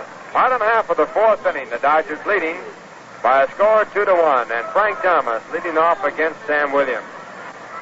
It will be Thomas, Throneberry, and Coleman against the right-hander. And Frank 0 for 1 in the game, right-hand batting left fielder.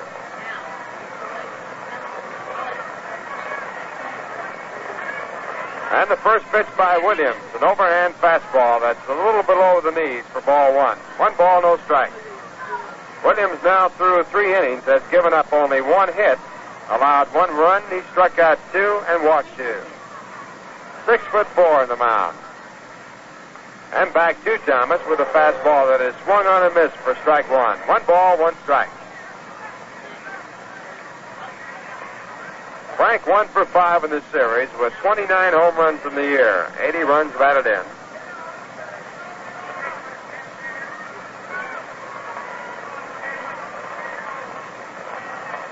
Bright, sunshiny day at the Polo Ground.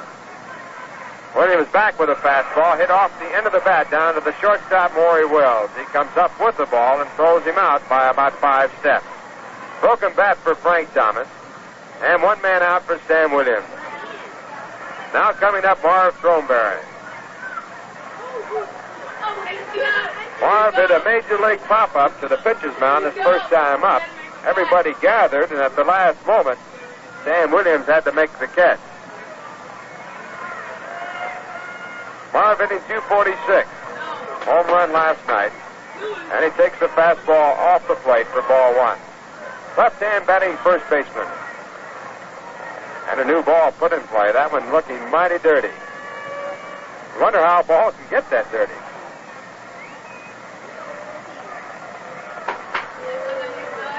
Next pitch, a curveball, bounced from the dirt for ball 2. Well, there are many ways to get it that dirty, but not all legal.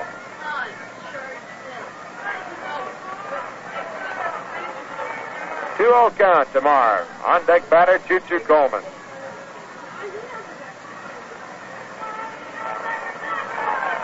Williams back to work, a swing and a foul tip.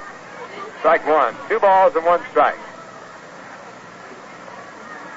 Last night, Throneberry, Coleman, and Canillo contributed home runs against the Dodgers. Mets have 121 home runs for the year. Dodgers have a total of 116.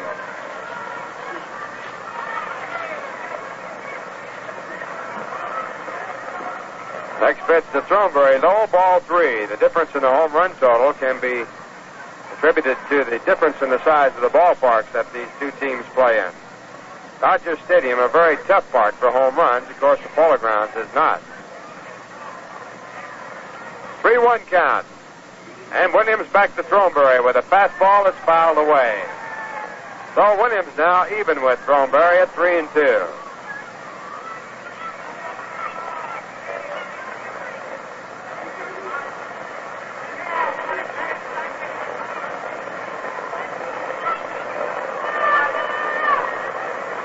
One out, bottom half of the fourth, 2-1 game. Dodgers lead.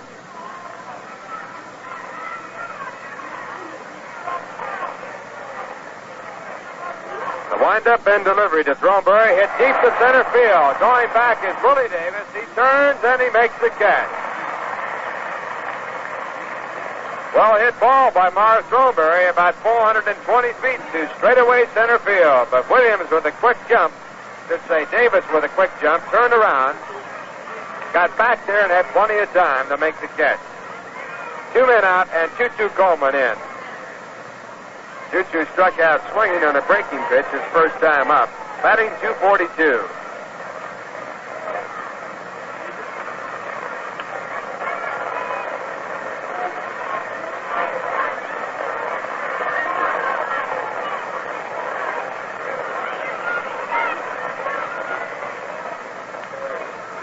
And the first pitch is inside, ball 1 to Coleman, left-hand batting catcher.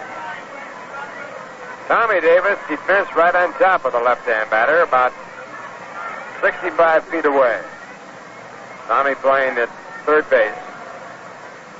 And the curveball back to Coleman, fouled down in the dirt, strike 1. 1 ball, 1 strike.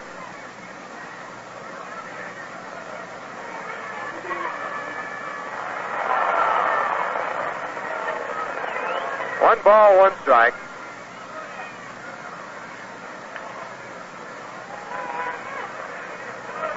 As Williams returns to the plate with a curve, again fouled away, out in front by considerable way. Choo-Choo Coleman. 1 ball, 2 strikes now.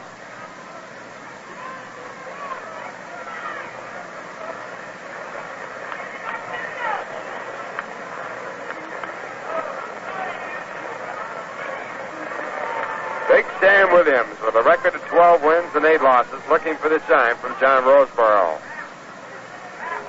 And the curve again hit off the end of the bat, off of Williams' chin, going over by the third base foul line, and Coleman is safe at first base. It scored an error on the pitcher. That was a bouncy ball hit to the right of the mound. Williams charged off the mound, and in getting to the ball, he got his leg in front of it and kicked the ball, actually with his shin or leg, all the way across the third base line into foul territory. No chance for play at first. The Mets now with 2 outs have a base runner at first base and Rod Canillo batting. Rod batting from the right-hand side. 0 for 1 in the game. He bounced to short.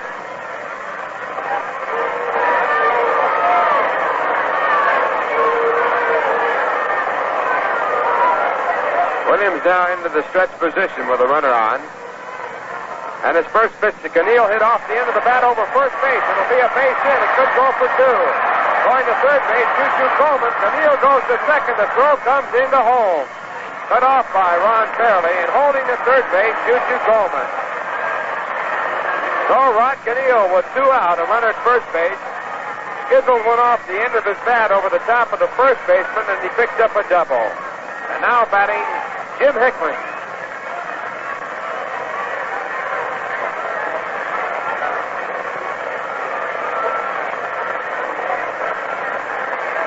Second hit off Stan Williams. The first picked up by Richie Ashburn in the 3rd inning. And now the Mets have the time run at third base and the go-ahead run at second with the right-hand batting center fielder Jim Hickman coming up. They're going to put him on, and they'll be pitching to Roger Craig. Here's the first pitch, ball 1.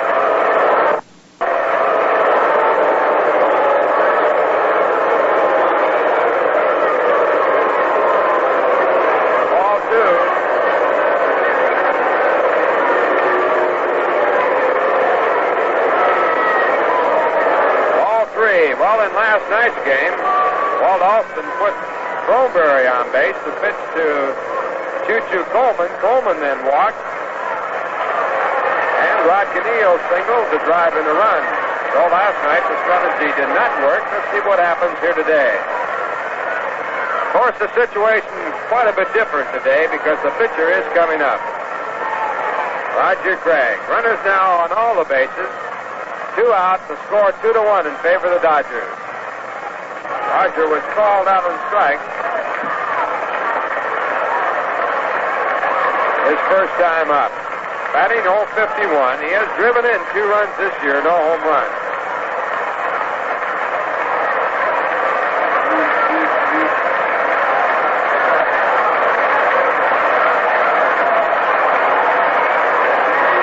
Davis deployed at third base, even with the bag. The rest of the infield shaded towards the right field side. Outfield very shallow.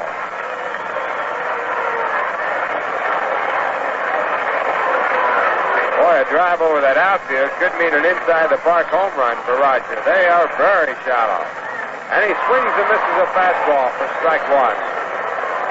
And Walt Alston now coming out to talk to Stan Williams. That fastball must have scared him.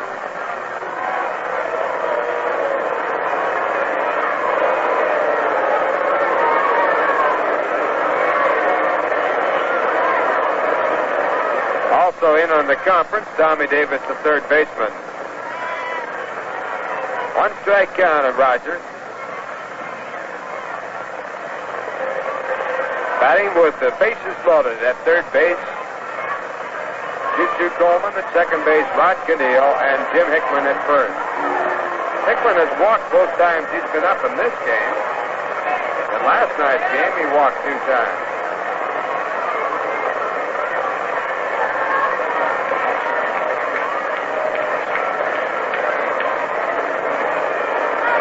Jim has been on base 4 times as a result of a walk, and actually officially only 0 for 1 in the series.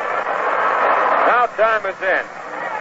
Bases loaded, 2 out. 1 strike count on Roger Craig. Score 2-1 Dodgers. And Williams now is taking off the first sign given by John Roseboro. He takes a stretch position with 2 out. And comes back to Craig with a fastball at strike 2.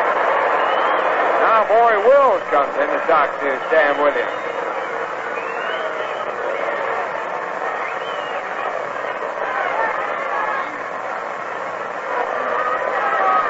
Williams will probably go to the windup now with a 2-strike count and the threat of the bunt off. Not necessarily so, he could bunt, but the percentage has changed considerably. He's taking the sign as though he's going to go into the stretch position. And he does.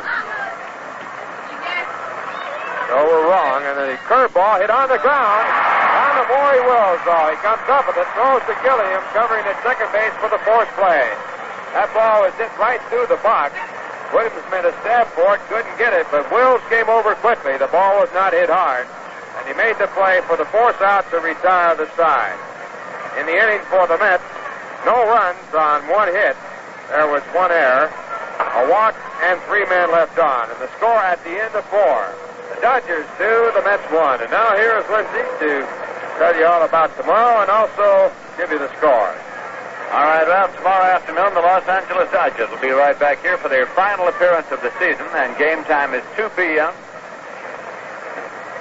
Plenty of good seats available for tomorrow's game between the Dodgers and their Mets, their final meeting. Incidentally, right now, Sammy Taylor is out taking the warm-up tosses of Roger Craig. Taylor now back on the active list of the New York Mets, and in action out there for the first time in about a month.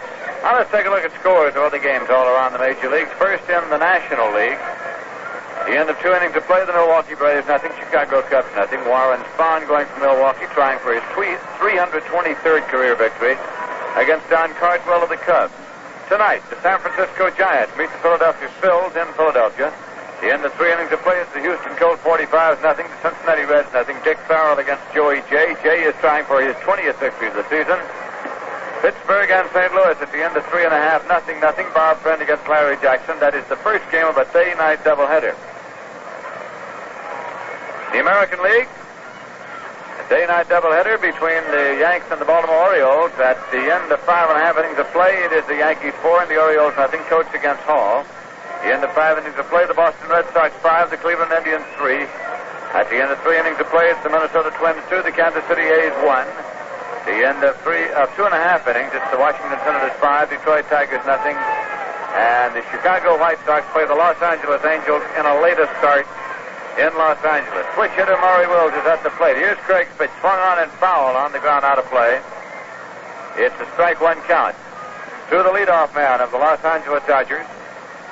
Grounded out in the first inning. Is on the single in the third. And later scored a run. Here's the pitch high. 1 ball and 1 strike.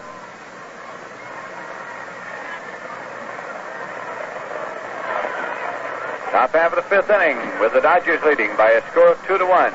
Here's a pitch swung on, a ground ball foul. Backhanded by Felix Mantilla, but it is out of play. Mantilla took it right in front of Pete Weiser, coaching at third base for the Dodgers. Off and running was little Maury Wills, who comes all the way back now to pick up the bat. Maury Wills is the man who made himself into a switch hitter. In order to take advantage of his speed, he was a right-hand batter altogether. Here is a 1-2 pitch to Wills. Swung on and lined down the right field line. In there for a base hit off the wall. Taken by Ashburn, up with it and holds him to a single. So the Dodgers open up here in the top half of the 5th inning as Wills gets a single out Craig, and that will bring up switch hitting Jim Gilliam. Enough Bryson has 2 base hits in this ball game.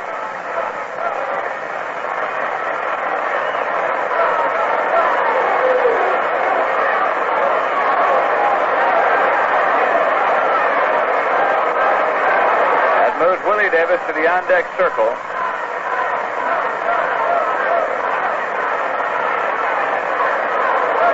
Gilliam with a wide stance. Here's a throw over. Craig has 1 pickoff this afternoon. He picked Tommy Davis off in the top half of the 3rd inning, and that was his 12th pickoff of this season. Here's another throw over, and it's not in time.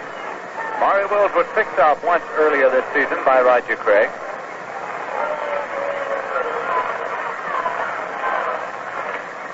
There's a pitch that's high as Gilliam moved up before the bunt. Throw down to first base, not in time.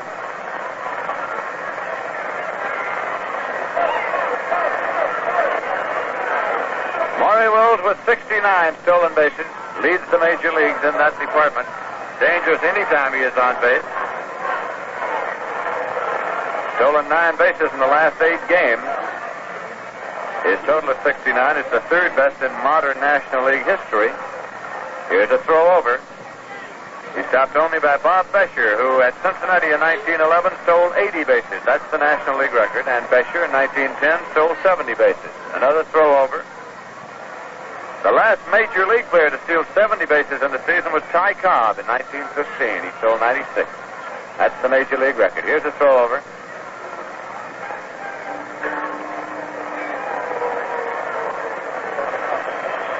Wills has been thrown out only 9 times this entire season. There's a pitch low. That's a fantastic accomplishment when you compare it with Ty Cobb's record in 1915. Cobb stole 96 records, but he was caught stealing. He stole 96 bases, but he was caught stealing 38 times. Wills has stolen 69 and has been caught only 9 times.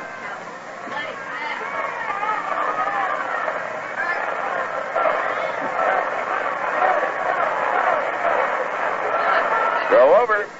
Wills getting back safely once again.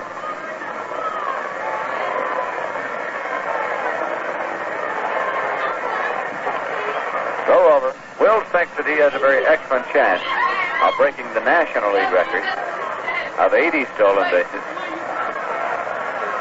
Another throw over by Craig.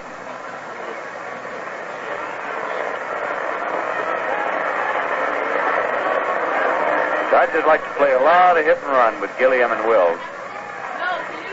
Gilliam's a fine bat manipulator at the plate. Count to him 2-0. Managers delight a situation like this.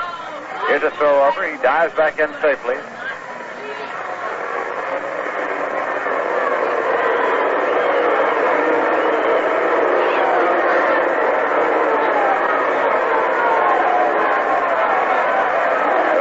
again. Wills dives back in.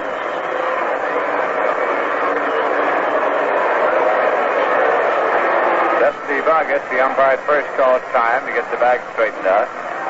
Now we're ready once again. Here's a throw over, dives back in safely. A closer play that time. The Dodgers are leading in this ball game by a score of 2-1.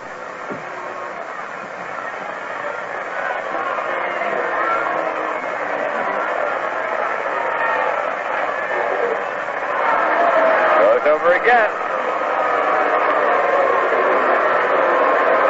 Someone has thrown a rubber baseball onto the field. Out of the stands, time is called as Marv Thornberry comes over to get the rubber ball and throw it off. Jim Gilliam in. 2 balls and no strikes to count to him. Throw over, and it's not in time.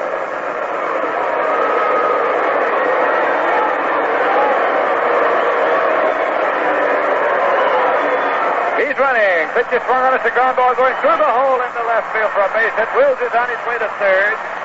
Thomas up with it, relays it in, runners at first and third. On the left-hand bat is shortstop.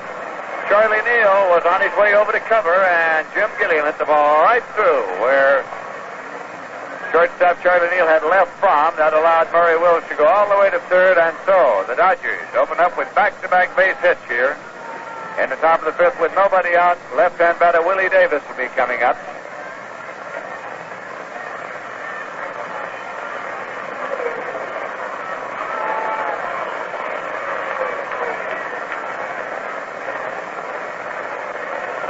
Davis has grounded out and had a sacrifice fly to right to drive in a run.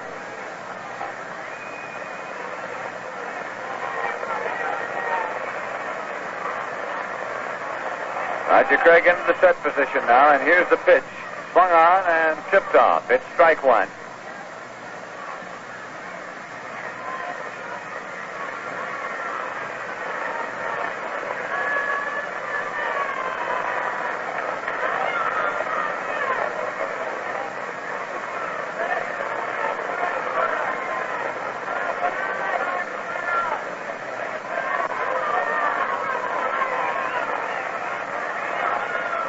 Here's a pitch. It is low for ball.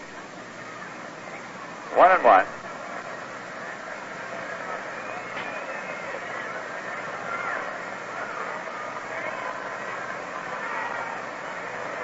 Willie Davis had a home run in the ball game last night. That pitch is low. It's 2-1.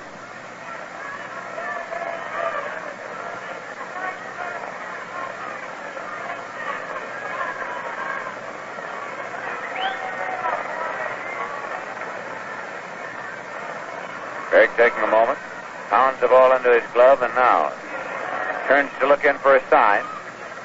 Shakes off one, shakes off another one. Now he's set. Throws over to first, and Gilliam gets back safely. Maury Wills is the base runner at third. Both these men have excellent speed. 2-1 pitch to Willie Davis. Swung on, it's a fly ball down the line and right. Curving over, it's a foul ball into the stands, just getting into the lower deck. Into the first row, but a foul ball. And it's 2-2 to Willie Davis. Hit a breaking ball. That moves Tommy Davis up to the on-deck circle.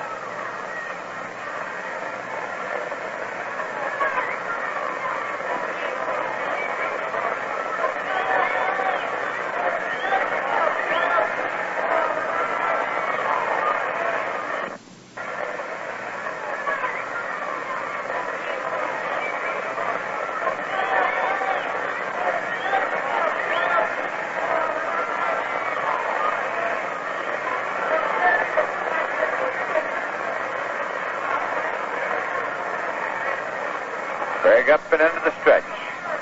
The pitch is outside for ball. So it's a full count, 3-2 to Willie Davis.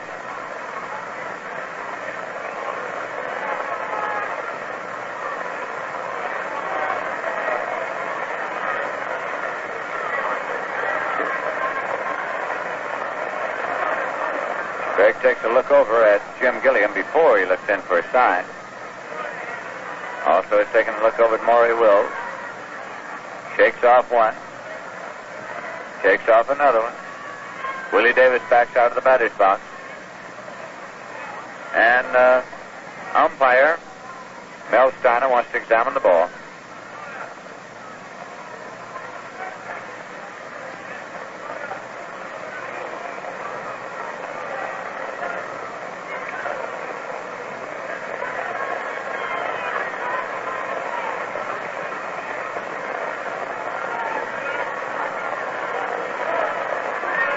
Here's the pitch, swung on and fouled off. Count holds at 3-2.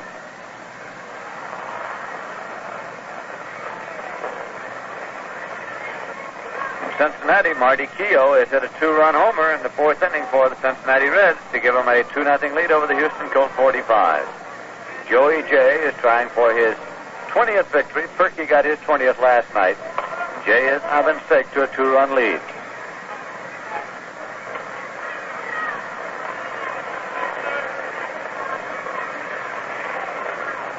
Here's a payoff pitch to Davis. Swung on and belted foul, this time into the upper deck down the right field line. The count holds at 3-2.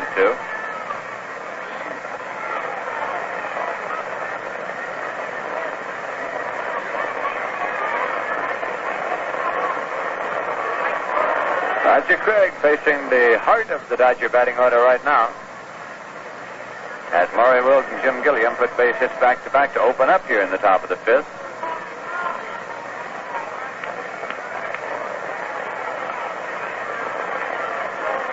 Dodgers on top in the National League by 2.5 games over the Giants, by 3 games over the Cincinnati Reds. Giants play tonight in Philadelphia. There's a pitch swung. It's a ground ball to Thornberry. Steps on the bag. He's out to throw to second. He's tagged out to third of the plate, and Wills scored. It is a double play, but Wills scored as Thornberry took the ground ball at the bag, stepped on first, which took off the force. He threw on to Charlie Neal, who tagged Gilliam, and then Neal brought the throw to the plate, but not in time. So it is 3-1 now. The Dodgers leading 2 men out, nobody on base, and Tommy Davis coming up.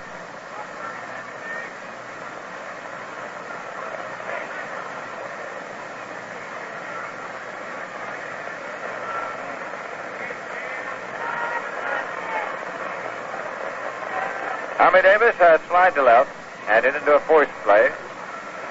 He was on, of course, on the forced play on the field as choice, and he himself was picked off. Here's a pitch low for ball 1.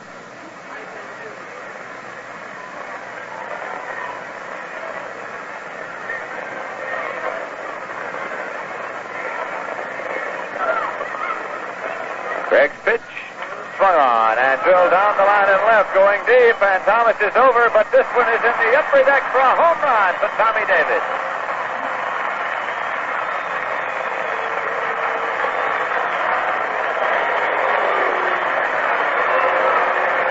For Tommy Davis, his 21st home run of this season, his 123rd run batted in.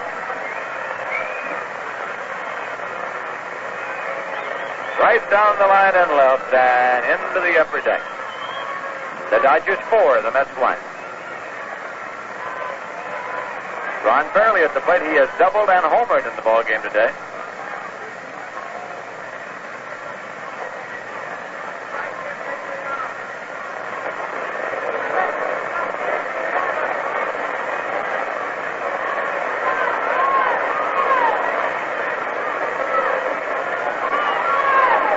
Roger Craig winds and fires. Pitches high to Fairley. It's ball 1.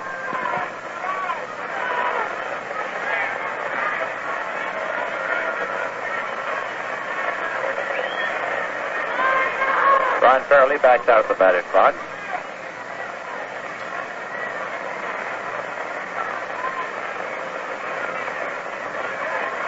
Now comes in.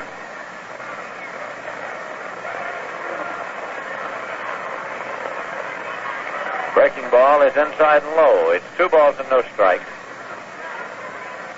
Big Frank Howard kneeling on deck.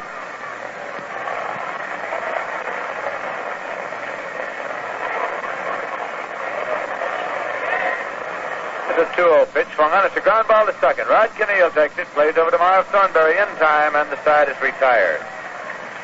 So in the top half of the 5th, the Dodgers got 2 runs on 3 hits.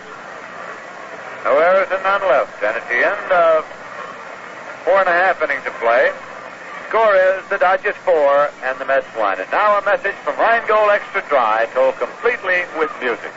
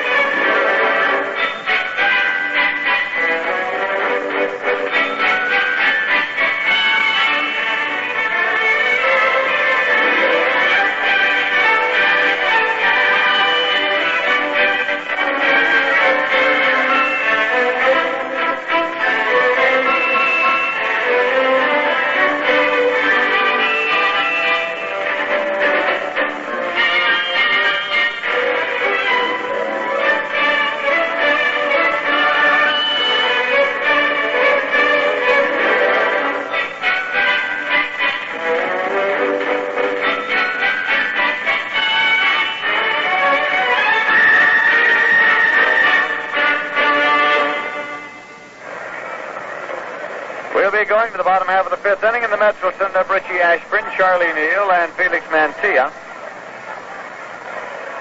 Ashburn is 1 for 2. He had the first hit for the Mets this afternoon off Stan Williams. It was a single in the 3rd inning, and it missed being a home run by about a foot. He lined it on the right field line, hit the wall about a foot from the top, and it was hit so fast and so hard that Duke Snyder played it off there on the ricochet and came up with the ball while Ashburn was still on his way to first base, was held to a single. Mets trail by 3 here in the bottom half of the 5th inning. And Williams into the windup, and here's the pitch. It's low for ball 1. Tommy Davis at third base, playing in on the edge of the grass for the Los Angeles Dodgers.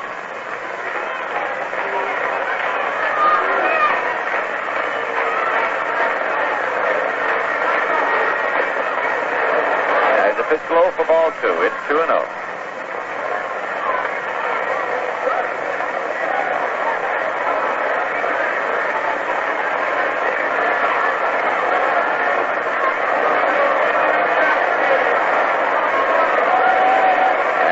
Taking, and that pitch comes in low. It's ball 3. Richie had actually dropped the bat down and moved back a half a step, obviously taking all the way. It's 3-0. Again, he is taking, and he walked him. 4th walk given up by Williams. One of them was an intentional pass. Brings up Charlie Neal. In the last inning, when Tommy Davis got his home run, it was the 177th hit of this season for Tommy Davis, which now ties him for the record of most base hits in a season by a Los Angeles Dodger, and it ties him with the fella coming up here for the Mets, Charlie Neal, who, as a Dodger in 1959, had 177 base hits.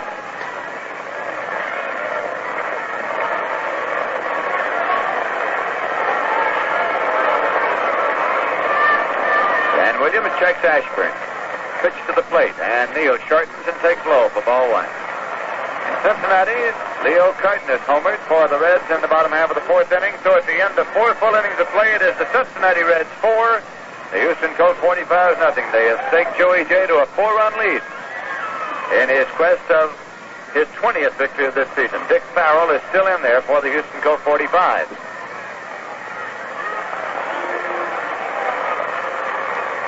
Here's the pitch. It's in there for a called strike to Charlie Neal. 1-1. He was taking.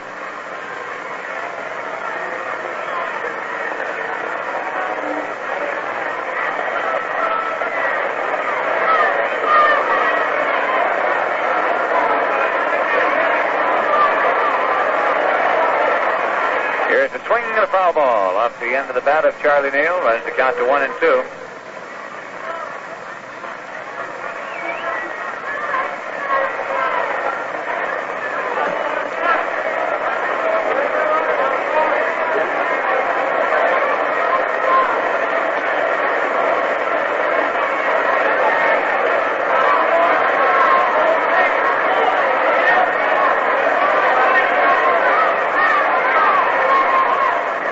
Changeup.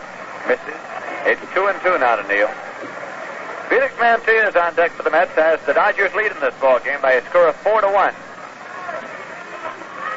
Mets won last night's game over the Dodgers by a score of 6-3. Here's a 2-2 pitch to Neal. Swung on, and it's a high pop foul. Back to the bag at first. Fairley gives it a run over, hoping for a play.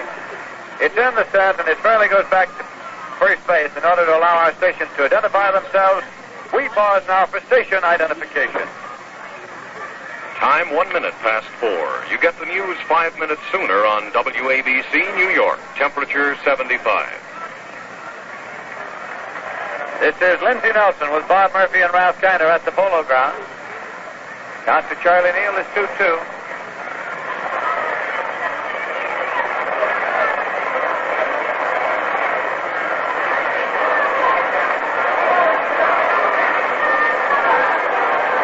Williams checks and deals. Swung on and foul back. It's out of play.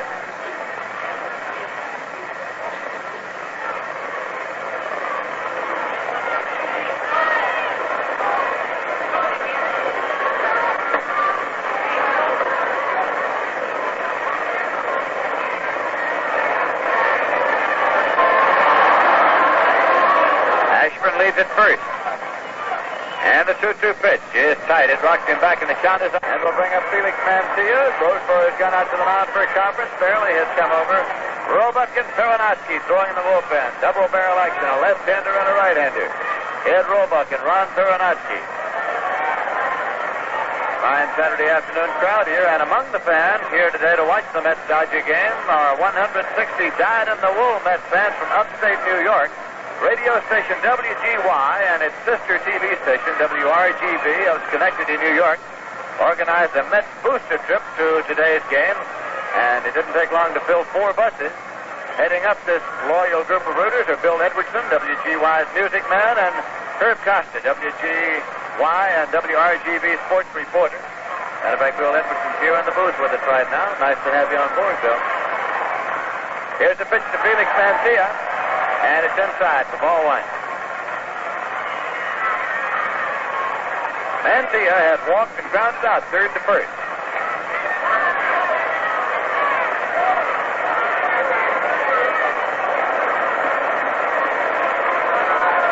Ashburn at second and Neal at first. Frank Thomas now has moved to the on-deck position. Williams into the stretch. Here's the pitch. Swung on, and it's a fly ball deep to left. Howard is moving over, gets the glasses down. And Big Frank and Davis cross. Davis makes the catch. Both runners tag and advance 1 base. Willie Davis made the catch. And Frank Howard had a little trouble getting the glasses down. The speedy Willie Davis moved over, and he simply moved in front of Frank Howard and made the catch. Frank was all set to field the ball. Davis practically took it out of his glove. And both runners tagged up and advanced. The ball was hit that deeply to left center field. So the Mets now have runners at second and third. 1 man out and Frank Thomas coming up.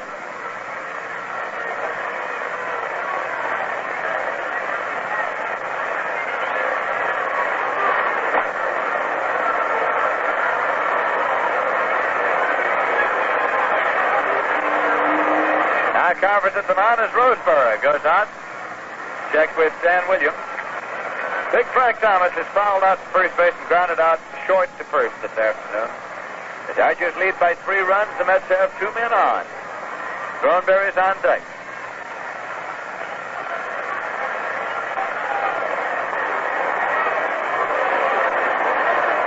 Umpire Mel Steiner strolls out toward the mound to try to break up the conference, and he succeeds as Roseberry comes back now to take his position behind the plate. That ball by Mancia was well hit.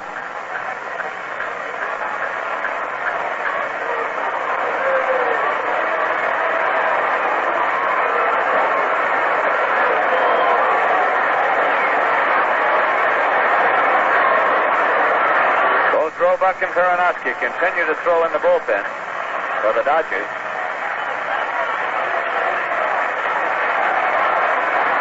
Williams works with a windup, and that pitch is low for a ball to Frank Thomas.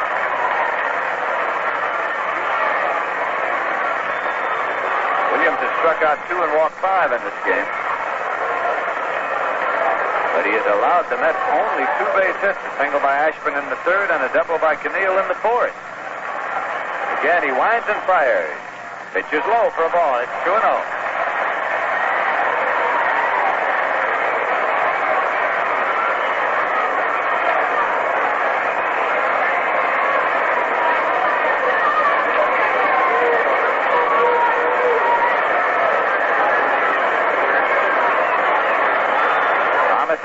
waiting. Williams leaning way over to look in for a sign. Has it now. Into the windup and the 2-0 pitch. Taken outside for ball 3. Marv Thornberry kneeling there on deck for the Mets as the count is run out to Frank Thomas. 3 balls and no strikes. Mets trying to get something starting in the run scored department here in the bottom half of the 5th inning.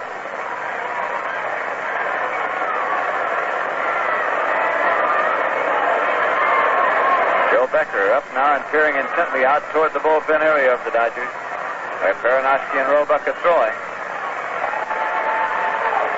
Here is a 3-0 pitch to Thomas. He walks him and the bases are loaded.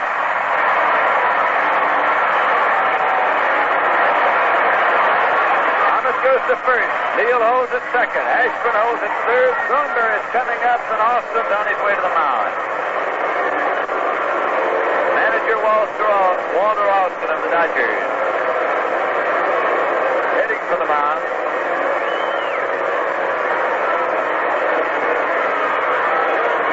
And he's going to make a change. He's going to go to the left-hander. That would be Peronowski. Sign has gone to the bullpen. That is all for Stan Williams.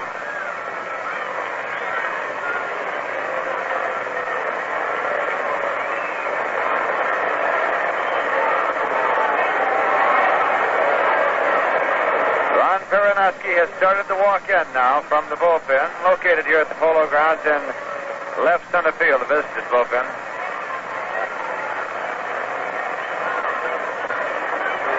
So Williams, thus far, has worked 4 1/3 innings, which he has given up 1 run on only 2 hits. He has struck out 2 and he's walked 6, but the books cannot be closed because he is responsible for the 3 men he is leaving on base with 1 man out.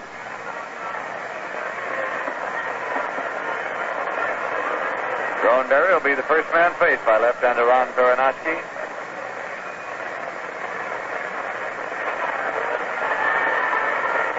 And we're going to get a little action down in the bullpen area of the New York Mets as well. Perhaps just a couple of ball players heading for the clubhouse, but there is a little action there.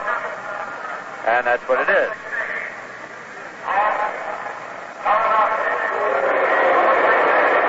No pitching action in the bullpen of the Mets. A couple of ball players heading in toward the clubhouse, taking advantage of the break here. Jay Hook and Bob Miller, right-handed Bob Miller, just walking on in toward the clubhouse for a moment. So while Peronowski gets warmed up, we'll take a look at scores all around the major leagues. In the National League, at the end of 3 innings of play, the Milwaukee Braves nothing, Chicago Cubs nothing. Vaughn against Cardwell. San Francisco Giants meet the Philadelphia Phillies tonight in Philadelphia. The end of 4 full innings, Cincinnati 4, Houston Colt 45-0. Farrell against Jay. Marty Keough and Leo Cardenas have homered for the Reds. The end of 4 1/2, the Pittsburgh Pirates 2 and the St. Louis Cardinals 1. That's Friend against Jackson, and that is the afternoon part of a day-night doubleheader. The night game was scheduled when last night's game between the Pirates and Cards was rained out. It was just moved up to tonight. In the American League, the New York Yankees and the Baltimore Orioles are playing a day-night doubleheader, and at the end, 6 innings of play, it's the Orioles 6 and the Yankees 4. Baltimore got 6 runs in the bottom half of the 6th inning. Coates started for the Yanks, Bridges in the 6th, Arroyo in the 6th, and Hall started for the Orioles is still going. The end of 5 1/2 innings of play, it is Boston 6 and the Cleveland Indians 3. Schwal, Forneely's in the 4th, Badditch in the 6th, Latman for Cleveland, Schilling and Phillips homered. The end of 5 innings, Minnesota 3, Kansas City 1. Rocco against Sigmund, Del Greco homered in the 1st. The end of 4, the Washington Senators 5, Detroit nothing. Hamilton for Washington, Koplitz with Jones in the 3rd for Detroit, Betzer and Bright homered. Chicago at Los Angeles in a later start. Here's Marv Thornberry stepping into the batter's box. Hit a high pop fielded by pitcher Stan Williams in the 2nd inning. Slide out deep to Willie Davis in center in the 4th. Peronowski pitch is taken low for ball 1. The Mets have the bases loaded with 1 man out.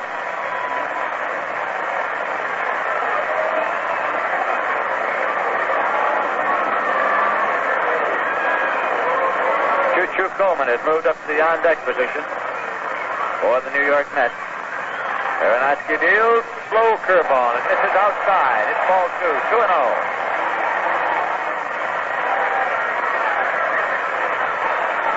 At third base, Tommy Davis, even with the bag against the left-hand batter. Deutsch second and third, playing him deep.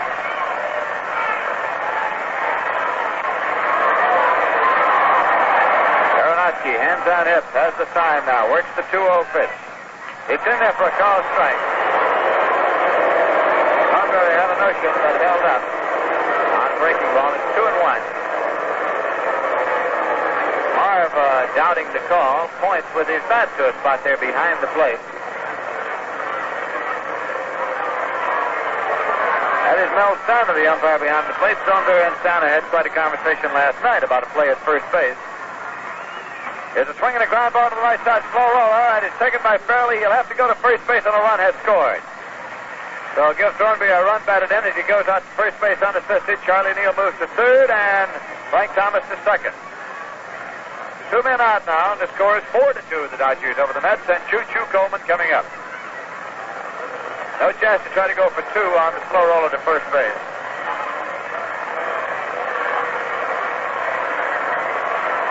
Here's Choo-Choo. He struck out swinging, and he was on an error by Stan Williams when he bounced one off his shins in the bottom half of the fourth. So for the moment, the hopes of the Mets ride with Choo-Choo. That run charged, of course, against Stan Williams.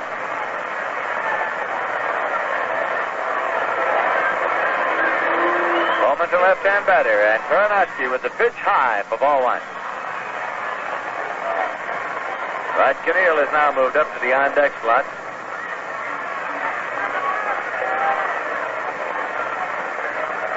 Ed Roebuck has turned in the bullpen now to watch the action.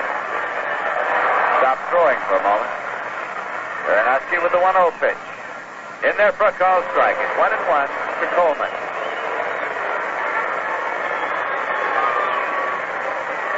Charlie Neal is at third base and Frank Thomas at second base.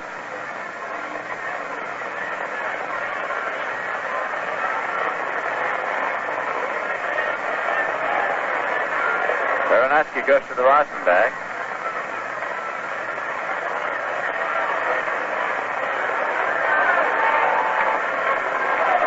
And here's the 1-1 pitch. It is outside for ball. It is 2-1, and this time it is John Roseborough, the catcher, who questions the call.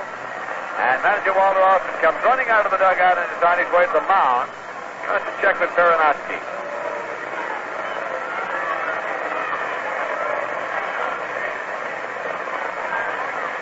Roebuck in the bullpen.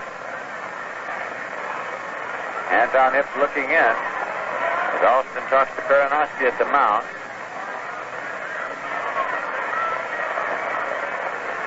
The Dodgers lead the Mets by a score of 4-2. Mets batting, bottom half of the fifth inning, and now Mel Steiner, the umpire, walks out to the mound. Austin apparently just trying to get Aronofsky settled down a little bit. So Steiner comes out.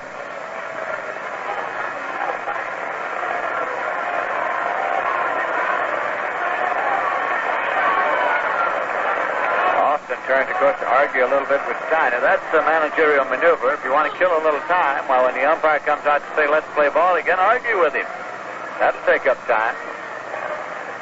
General Manager Buzzy Pavese of the Dodgers sitting with arms folded, looking out onto the playing field, and Austin still hasn't left the mound as Steiner now turns to say something to Austin, and they come back together. Austin leaving the field, Steiner talking to him. And now it is Austin who turns and is walking behind Steiner, saying something to him. And in such circumstances, that is the managerial maneuver. Argue with him about whether or not you can kill time, and in so doing, you will have killed the time, which is exactly what he wanted to do to try to settle down his pitchers. So Austin is back to the dugout. Choo-Choo Coleman steps into the batter's box to count. It's 2 balls and 1 strike.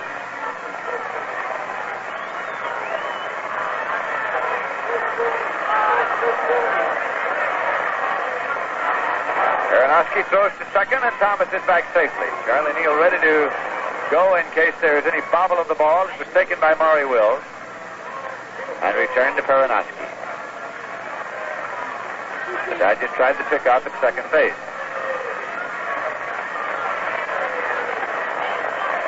And now the 2-1 pitch. Swung on, it's a ground ball on the first baseline. It is a foul ball. Called by Steiner, the umpire behind the plate. This series is being worked by 3 umpires. So with runners at second and third, Bogus is over near second. Landis is at third, so calls have to be made there by the umpire behind the plate, who is Mel Steiner. Runs the count 2-2. Coleman, who broke the bat on that one. He asked the bat boy to bring out another. Has it. Splintered the bat. That last one. Thin-handle bat used by Coleman.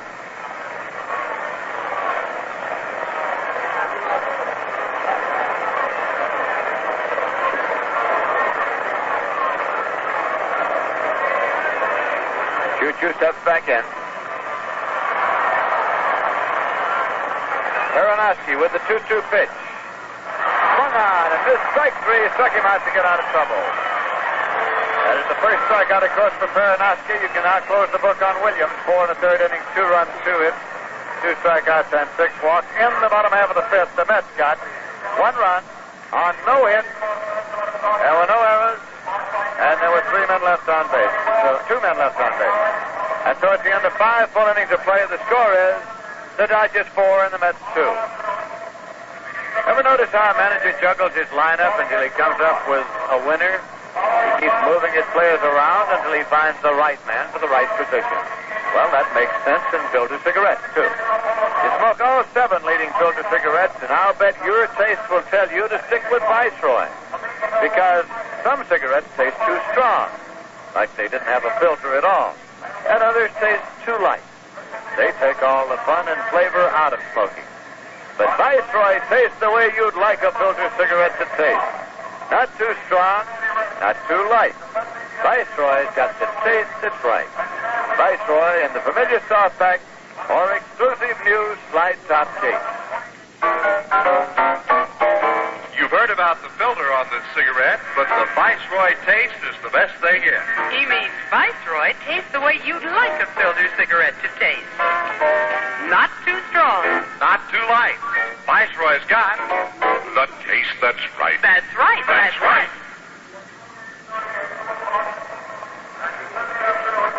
We're going now to the top half of the 6th inning, and the Los Angeles Dodgers will send up big Frank Howard. He has slide to right, single to left. 1 for 2.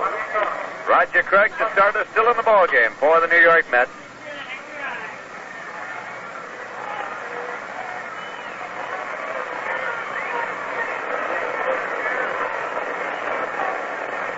Here's Rogers' first pitch to Howard. Swung on, to foul ball back, and this one's out of play. A comfortably cool afternoon at Polo Grounds. And we'll be back here again tomorrow afternoon. Game time 2 p.m. as the Dodgers are in for their last game of the season against the Mets and their last appearance of the season at the Polo Grounds. Craig's pitch to Howard is a bunt that he missed, and it goes as a strike. Big Frank, he tries to do that occasionally and does do it occasionally because everybody plays him very deeply. There are not many infielders on the left side who want to play anything less than maximum depth against Frank Howard. So he tries to get the ball bunted occasionally to, if nothing else, bring him in a step or 2. 2-strike count. There's a pitch high for a ball. It's 1-2.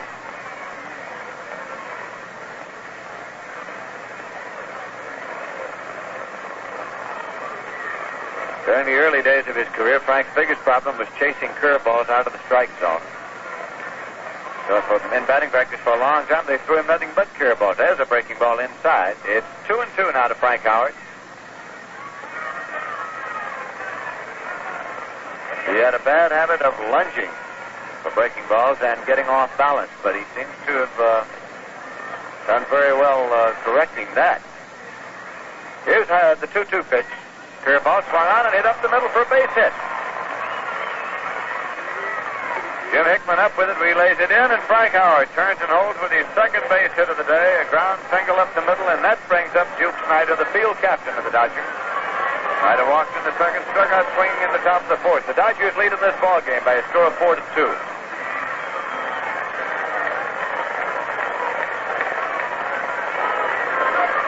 In the 7 innings of play in Baltimore, it is the Orioles 6 and the Yankees 5. Mr. Snyder is blowing away for ball one.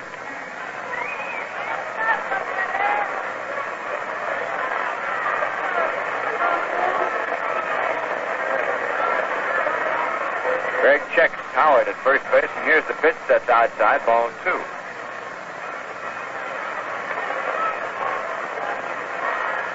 Roger Craig has struck out 4 and walked 1 in this ball game. Struck out 3 in the 4th inning. After Fairley homered and Howard single, struck out Snyder, Roseboro, and Williams. Here's the swing and a ground ball to first. Second by Thornberry. He's out. The throw to second, and he's tagged out.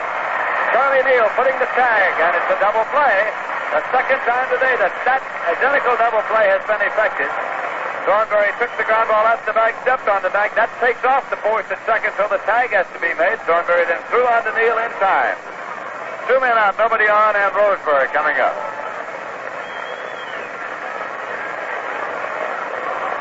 Roseboro has grounded out to first base and called out on strike. Marvelous Marv Thornberry at first base has been turning in some fine fielding plays of late. Pitches in there for a call strike. Strangely enough, for the last couple of years, he's been used a lot more in the outfield than at first base. Came to the major leagues as a first baseman with the New York Yankees. Then at Kansas City and at Baltimore, Marv was used more in the outfield and lost the knack completely of playing the infield position and pitches high. 1-1. He was explaining some weeks ago the fact that a ground ball is handled entirely differently in the outfield, and that he had a problem with him here, and Gil Hodges pointed it out to him first. Here's a 1-1 pitch swung on it. It's a ground ball to Keneal at second. Throws on to Thornberry in time, and the side is retired. So in the top of the 6th, the Dodgers got no runs on 1 hit, no errors, and none left, and at the end of 5 1/2, the score is the Dodgers 4 and the Mets 2. And now, a word from Viceroy Cigarette. I've been out with my truck for a week on the road and was heading on home with a 10-ton load. The trip was long. It felt good to get back. And I went for a smoke and found an empty pack. I asked for my brand at a diner I know. The man said, "All out of yours. Try these, Joe." Now, I only smoke filters, but these were too light. But a cute little waitress set things right. She said, Viceroy tastes the way you'd like a filter cigarette to taste. Not too strong. "Not too light. Viceroy's got the taste that's right." That's right. That's right. That's right. Now I smoke Viceroy, and it must be fate because that waitress and I have a wedding date. Ah, that's right. So now I know when I'll take all bets. If you smoke all 7 filter cigarettes, you'll find some too strong, Some too light. but Viceroy's got the taste that's right. That's right. That's right. That's right.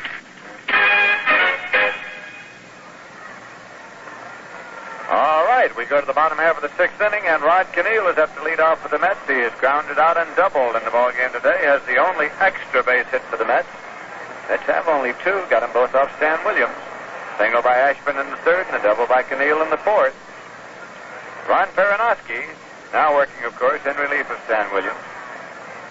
Came on to get him out of a tough spot.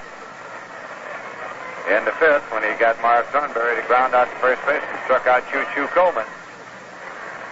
Mets did score 1 run on the ground out. Peronowski was brought in a bases loaded situation.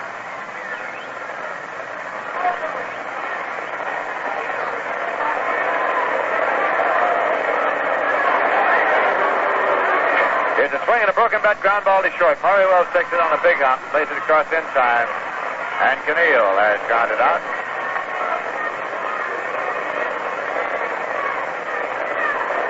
One man out, nobody on.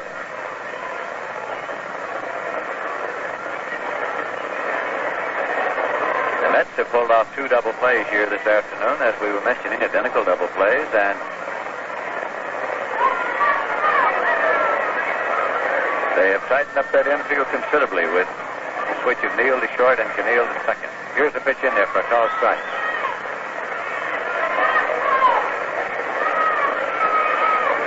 For each of those double plays, 1,000 Viceroy cigarettes will go to the Veterans Hospital in Albany, New York. Pitch is inside, and that, of course, is courtesy of the Brown and Williamson Tobacco Corporation, the makers of Viceroy.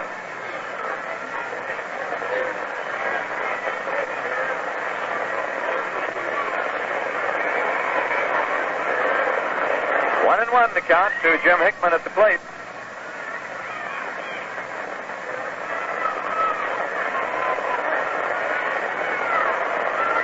Pitch is swung on and foul back and out of play. 1-2.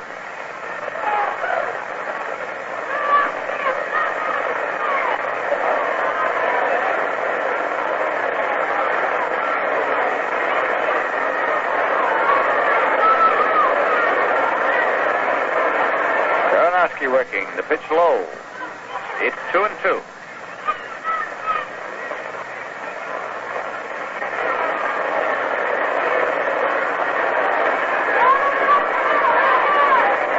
And the 2-2 pitch. Change up in there for a call, strike three. Got Hickman looking at it. The second strikeout for Aronofsky. And Roger Craig is coming up for the Mets with 2 men out and nobody on base.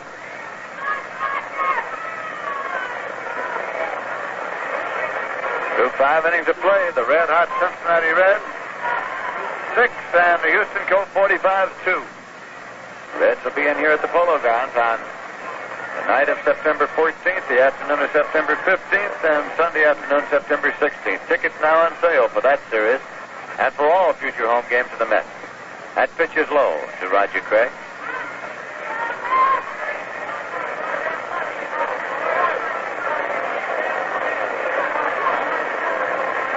There's a swing and a ground ball right back to Baranowski. Up with it, he turns and throws over in time. Out as Baranowski gets the side out in order in the bottom of the sixth with no runs on, no hits, no errors, and none left. The end of 6 full innings of play. The score is the Dodgers 4, the Mets 2, and coming in here now to carry you the rest of the way is Bob Murphy.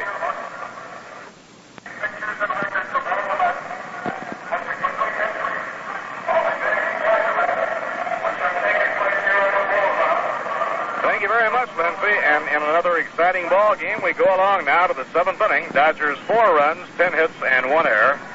New York Mets 2 runs, 2 hits, and 2 errors. Game time tomorrow, 2 o'clock. For those of you who will be driving in, remember the Yankee Stadium parking facilities are available as well as the locations in and around the Polo Grounds. Right here, while Craig throws in his warm-up tosses, we'll pause for station identification. Time 4:29. Grand Slammer in sound. WABC, AM and FM, New York. Temperature 75. Bob Murphy with Lindsey Nelson and Ralph Kainer from the Polo Grounds. The Dodgers coming up, top half of the 7th inning. Well, folks, light up a Viceroy and find out what we mean when we say Viceroy's got the taste that's right.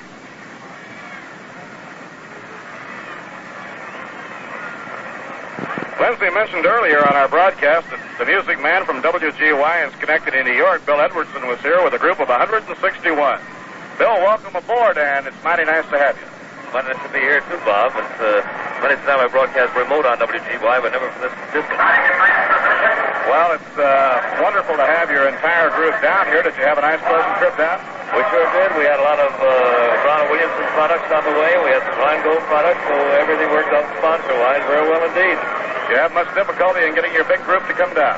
No, we didn't. In fact, we could have had many more buses. We only brought 4 buses, but this is our first year. We thought we'd go easy. Next year, we plan a trip in the spring and maybe another one in late summer. Well, wonderful. We're happy you're here this time, and we hope you'll come back and see us again. We will, and I would suggest that other stations along the network pick up the same idea. It's a great idea to bring the Mets fans down to see the games they're listening to on their own radio station throughout, as we are on WGY. It's a good idea, and I think the fans really enjoy seeing the games, and you can work it out economically so that it's kind of a break-even proposition, but a lot of fun for everybody. We at WGY love it. Good, Bill. Sounds like it's been a lot of fun for you, and they're certainly seeing a good ball game. Your group seated in sections 14 and 15 this afternoon. Ron Fairley leading off against Roger Craig in the top of the 7th inning. In the first pitch, foul tipped, catches Choo-Choo Coleman on the throwing hand. And now Gus Mosh is coming out to have a look at Choo-Choo's hand. Real hazards of the profession for a catcher is being nicked on that right hand. Sammy Taylor, who came to the New York Mets in a swap for Bobby Gene Smith earlier in the year, had just gotten himself into a real good hitting groove when he had the misfortune to break the ring finger on his right hand. Had to go on the disabled list, Sammy on the list for well over a month, and he was just restored to the active list in the game last night. And right now, Choo-Choo Coleman is undergoing repairs after being nicked by a foul tip.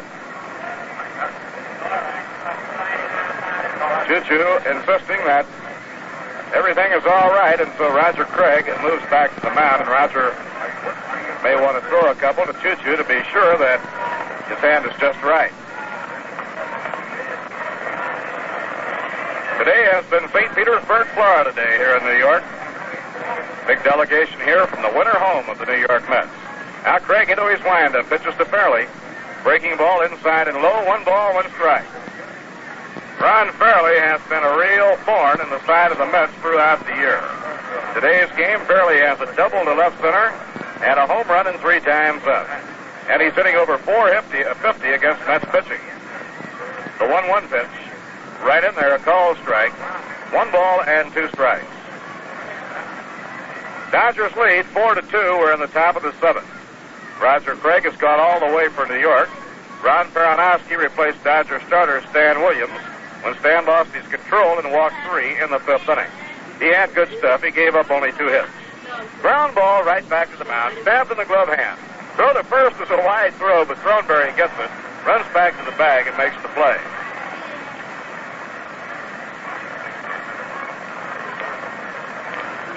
I think I fed Ron Fairley on it. We were busy concentrating on the group down here from Schenectady. I should have been talking about Ron Peronowski, so I beg your pardon.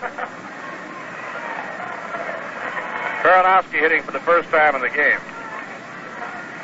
So Peronowski grounds out. We'll take the error on that one.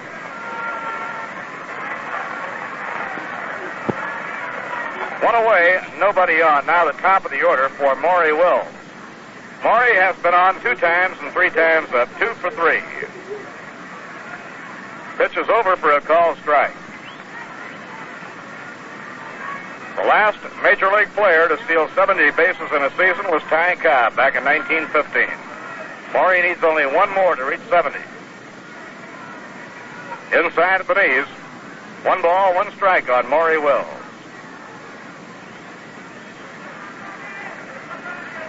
It was not until Bobby Bregan, managing at Spokane, gave Maury the green light to switch hit that Maury really started blossoming into stardom. Inside and low, it's ball 2, 2-1.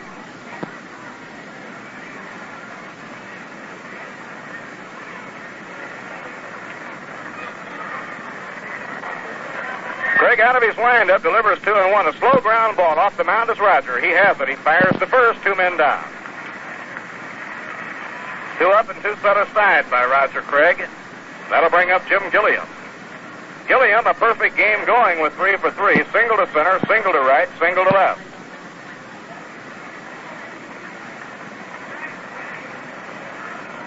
Gilliam hitting at .282.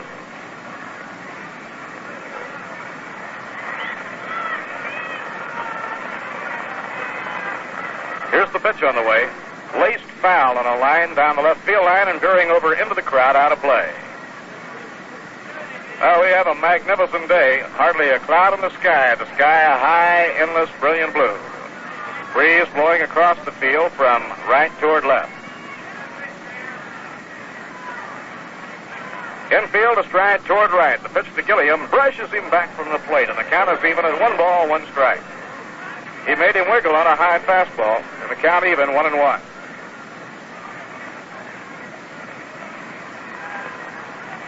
The 1-1 delivery. Inside, it's ball 2, 2-1.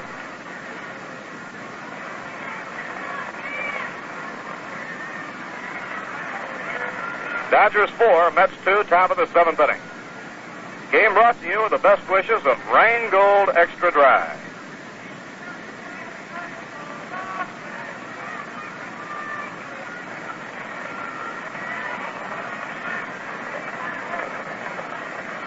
Pitching 2-1. Outside, it's ball 3. 3-1 now, the count on Junior Gilliam. Gilliam in his 10th year. Lifetime 270 hitter, cowtails the bat around. Swings and hits a high fly ball deep to right field. It is up. It might, and it does, a home run.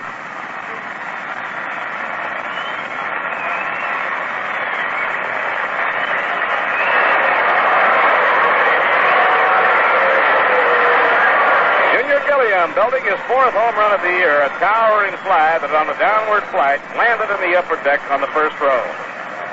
And Gilliam now has 4 for 4.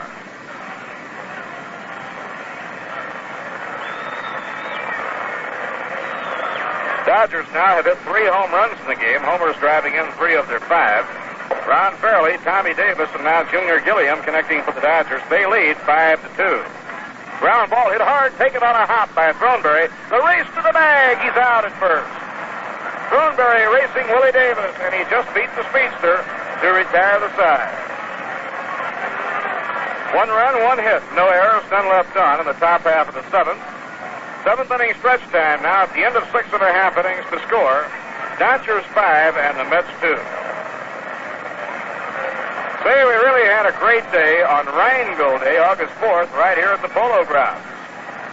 We all got to meet the 6 beautiful candidates for Miss Rheingold 1963. And I want to tell you, if I had my way, they'd all be next year's Miss Rheingold.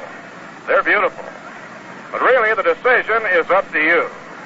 Your votes will decide whether Carol, Prue, Eileen, Beverly, Loretta, or Chris will be your Miss Rheingold 1963.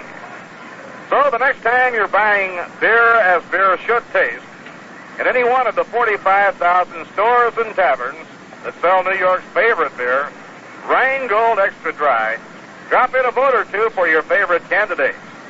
And right now, while you're enjoying the game, why not enjoy a glass of Rheingold Extra Dry with a flavor that's brisk and bright and clean, clear through.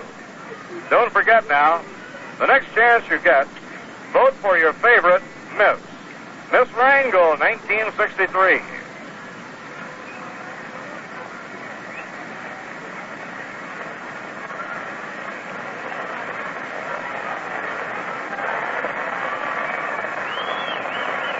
Now the crowd up for the 7th inning stretch in the Polo Grounds. Richie Ashburn will be up against Ron Peronowski.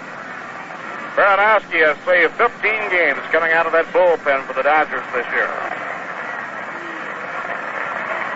Tommy Davis in close to third now with Ashburn hitting. The left-hander winds, and the pitch is inside, ball 1.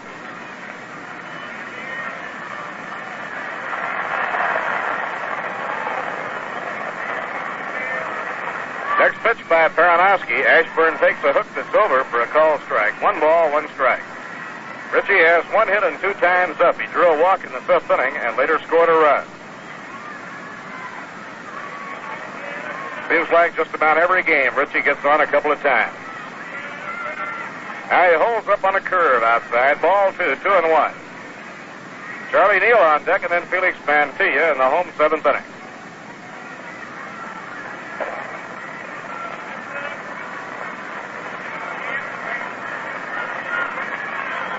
2-1 delivery. Ground ball bounced towards second to his right as Gilliam. He snags the big hop. Throws to Fairley, and Ashburn is out.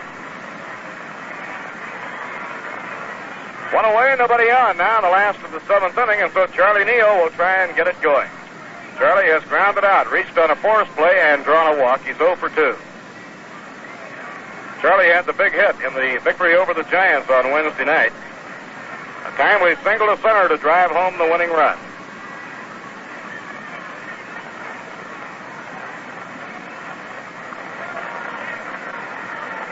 Peronowski winds and delivers. A strike on the outside corner. Peronowski has amazing control for a young pitcher, and that's why he has worked so successfully out of that Dodger bullpen. A foul ball wafted high in the air back toward the Dodger dugout. Roseborough, hoping for a play, is told by the dugout no chance and backs away. Ball goes into the crowd out of reach. Count strike 2 now on Charlie Neal.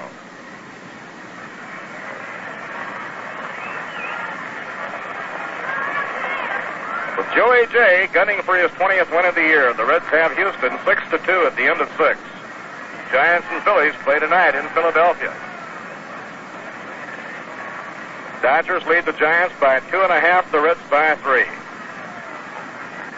Reds have lost only 8 games out of their last 39, and the Mets have handed 3 of those 8 setbacks to Freddie Hutchinson's team. Foul tipped. He was missed, beg your pardon, popped out of Roseboro Smith to throw to first, and he's safe. Ball popped out of Roseboro Smith, and both pitcher and catcher and hitter took it for granted the ball had been foul tipped. Both just stood there for a moment. Then all of a sudden, it dawned on them that the ball had not been foul tipped. Neal took off for first base, and the throw was not in time. So Neal strikes out, but he reaches safely.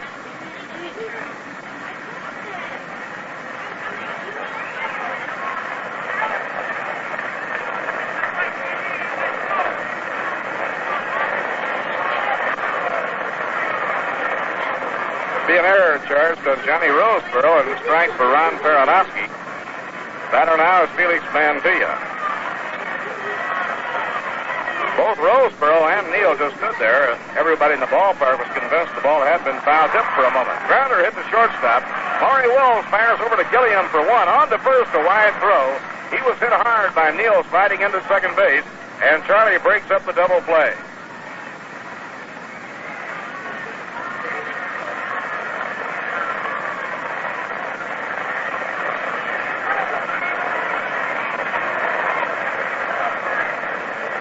Now Frank Thomas hitting. Mets 3 runs behind. We're in the last half of the 7th. Frank 0 for 2 is fouled out to first, grounded out short to first, and drawn a walk. Marv Throneberry crouched on deck, hoping that Thomas can save him a stick here in the last half of the 7th inning.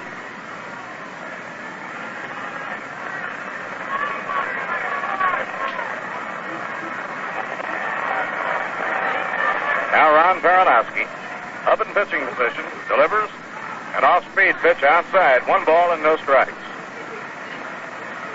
We'll have a complete rundown of the scores of other games for you at the end of the inning.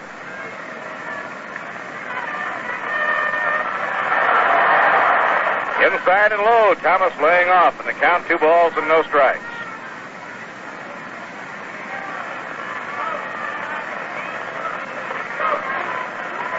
Fifth straight ball game against the top team, and has been a good one. Throneberry's dramatic 2-out, 3-run homer won a game from Pittsburgh in the 9th. Swing and a miss. 2-1 now on Frank Thomas. That was on Tuesday in the second game of the doubleheader. Wednesday night, Neal single in the 8th inning won the game over the Giants 5-4.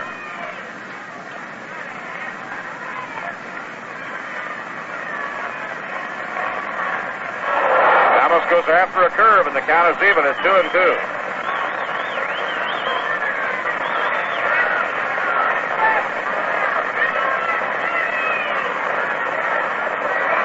Paid crowd today, 21,065.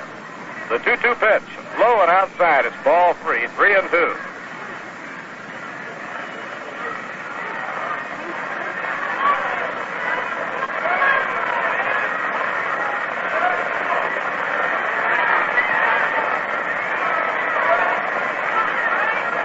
Let's go over the 840,000 mark in home attendance here this afternoon. The runner goes. Grounder hammered down the third base line. Fair ball. Thomas held up thinking it was foul, and he's thrown out at first on a long throw by Tommy Davis. Frank Thomas stopped after running about 8 or 10 feet down the line, and it was a fair ball. Went right over the bag, and Frank is thrown out by Tommy Davis.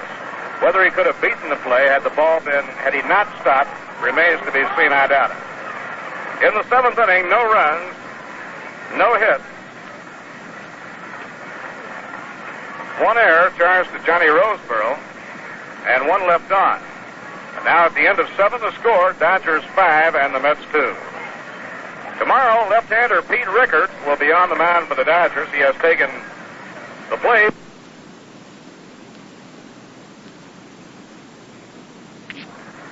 With the Baltimore Orioles leading the New York Yankees 6-5.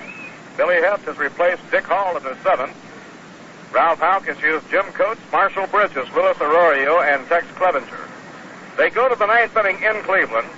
with the Cleveland Indians leading Boston by a score of 7-6. Batman all the way for Cleveland. Swall, Cornelius, and Dick Raditz now for the Red Sox. Home runs by Chuck Schilling for the Red Sox, Bubba Phillips, and Jerry Kendall for Cleveland. They're in the last of the 7th inning at Metropolitan Stadium. The Minnesota Twins lead the Kansas City A's 3-1. Ed Rocco, a 12-game winner, pitching for the A's against lefty Dick Stigman. He's 8-3. Del Greco homered in the first, nobody on. They are held up again by rain in the last of the 6th inning in Detroit. Washington in front 5-0. Steve Hamilton against Jones in relief. Ritzer and Bright have homered. The warm-ups in Los Angeles, Eddie Fisher for the White Sox and Bo Belinsky for the Angels. Tommy Davis hits the line drive right to Felix Mantilla, 1 down. 1 away in the 8th inning with Tommy Davis hitting the first pitch thrown by Ken McKenzie.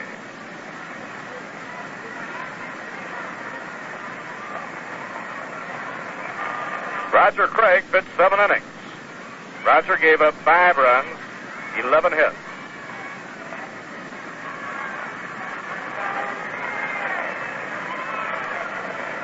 Now the hitter is Ron Fairley. Ron up 2 for 3 in the game, a double and a home run, and he takes the pitch, ball 1.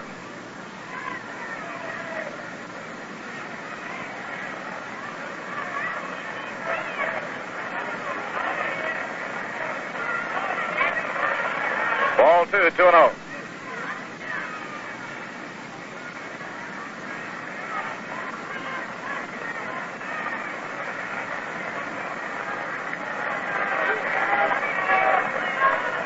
Now McKenzie messing with a fastball off the outside corner, and he goes behind on Fairley, 3-0.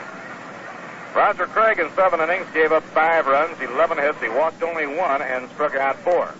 Again today, Roger picked off a man, getting Tommy Davis of the Dodgers. Roger leaving the game after 7 innings. Roger has been bothered some the last couple of weeks with a bad back. And it's low, ball 4, and Fairley walks with 1 out in the 8th inning. Now Frank Howard comes up. Howard has 2 hits and 3 times up. He singled in the 4th, and he singled again in the 6th inning. Howard hitting at .304.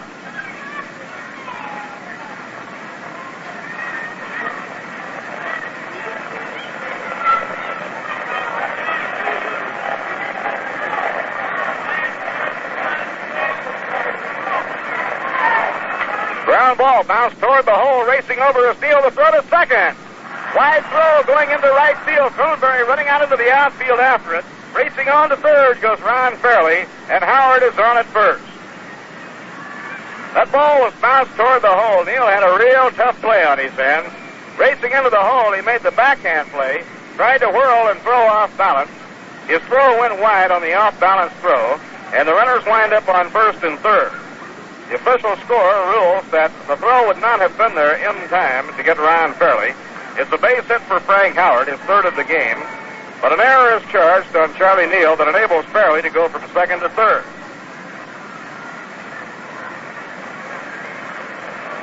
Now the Dodgers have runners on 1st and 3rd, 1 down, and the hitter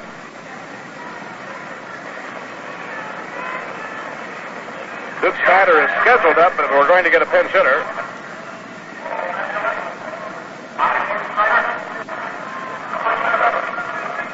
Lee Wall's coming out, right-hand batter, and he'll hit against the southpaw, Ken McKenzie.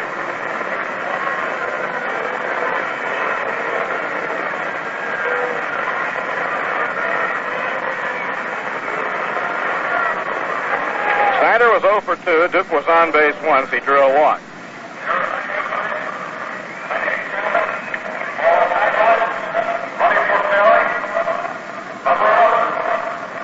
Larry Burright comes out of the dugout and will run for Ron Fairley.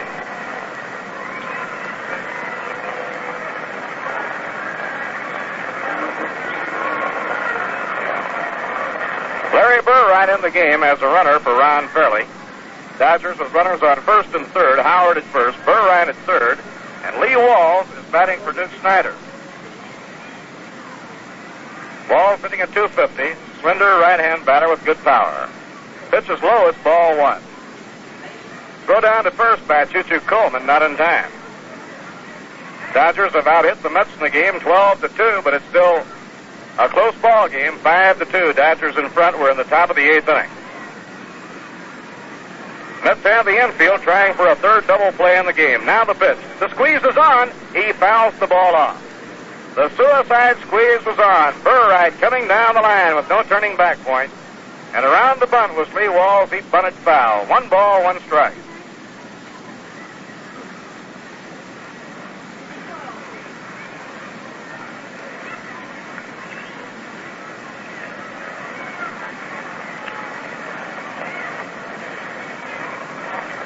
Now the count is even, 1-1.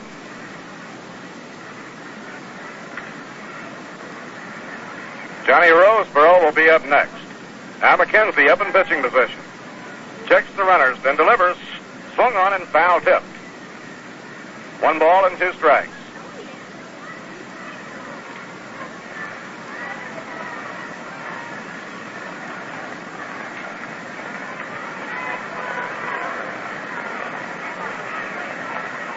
Ken McKenzie retired Tommy Davis on 1 pitch, a line drive to third, but he walked Ron Fairley. Howard had an infield hit deep to short with Fairley going on to third on the wide throw by Charlie Neal at second base. Runners on first and third, 1 out. Pitching 1-2. A ground ball hit toward the hole. A base hit going to left field for Lee Walls. Burride is in to score. Howard rounds second and holds there.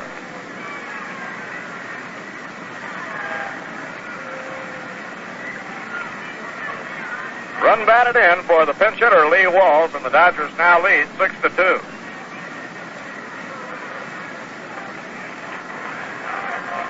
Now the hitter is Johnny Roseboro. Runners on first and second, 1 down. Roseboro 0 for 3. Grounded out to Thornberry, struck out, and was thrown out by Rod Keneal. Roseboro, left-hand batter waiting. The pitch by McKenzie, and he uppercuts the ball, a high pop-up on the right side of the diamond. The automatic infield fly ruling invoked, and Keneal on the rim of the outfield grass makes the catch for the out. Now there are 2 away, and Ron Peronowski will be coming up. Peronowski replaced starting pitcher Stan Williams. He has been up once before and was thrown out by Roger Craig.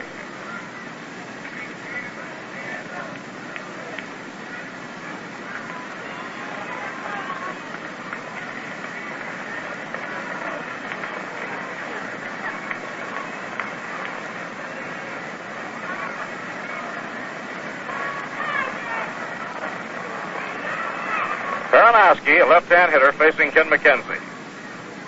Here's the pitch on the way. He tries to drag a bunt. Misses. Strike 1.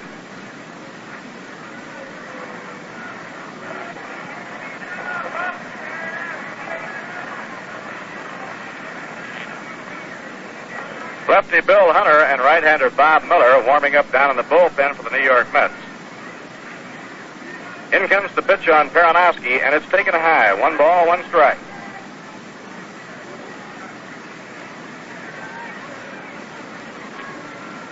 Bottom half of the 8th inning, Dodgers lead 6-2.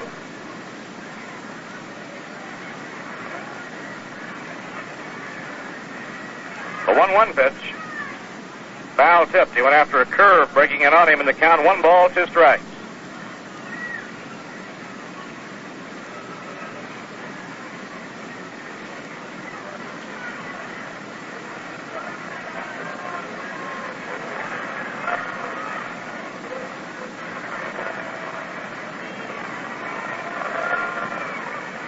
Now McKenzie has his sign from Choo Choo. Here's the pitch, a swing and a miss. He struck him out.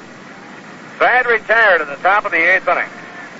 The Dodgers had a run, 1 run, 2 hits, 1 error, and 2 left on. At the end of 7.5 innings, the score, Dodgers 6 and the Mets 2. And now here's one of your favorite vocalists with a bright new tune about New York's favorite beer. Ask me, Vic Damone, what beer to buy. I'll tell you.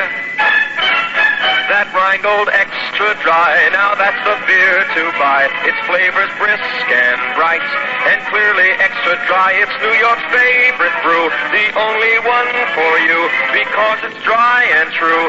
That's Rheingold Extra Dry.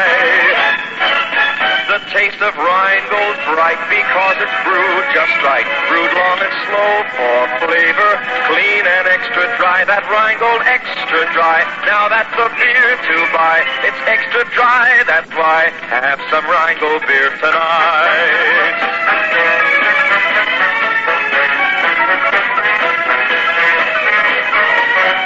It's New York's favorite brew, the only one for you, because it's dry and true. Have a Rheingold beer tonight.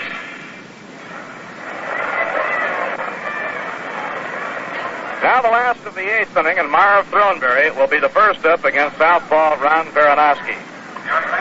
Throneberry faced Baranowski. In the fifth inning, he was brought in to pitch to Throneberry. Marv grounded out to the first baseman, scoring a run. We'll check the changes for the Los Angeles Dodgers. Tommy Davis goes from third base out to left field. Junior Gilliam moves over to play third. Larry Burright is now playing second. Howard goes over to right field. Chopped foul off the plate. And at first base, Tim Harkness.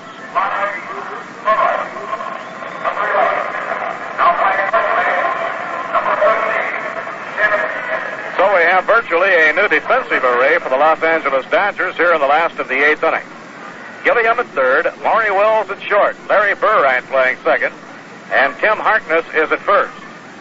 Tommy Davis in left, Willie Davis in center, and Frank Howard in right. A drive looped to short right field by Throneberry, and it's in for a base hit. Howard placed the ball on the hop, and Throneberry singles to right, leading off the last of the eighth inning.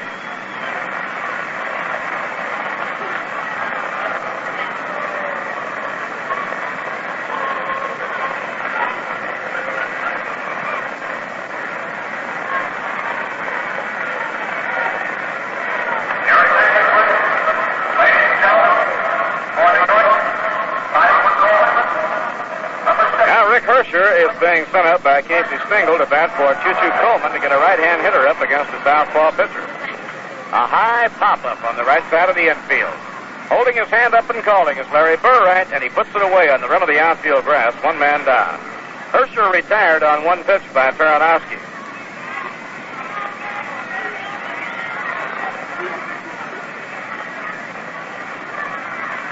One away, one on in the home eighth inning. Rod Keneal coming up. Rod has a double and 3 times up. Baranowski has a chance to pick up the win if he can protect his lead over the 8th and 9th innings. As Stan Williams, the starting pitcher, went out in the 5th inning without retiring the side. And the starting pitcher must go 5 innings to get credit for the win. And it's a strike on the outside corner. Baranowski in relief has given up only one hit, the single to right by Marv Throneberry.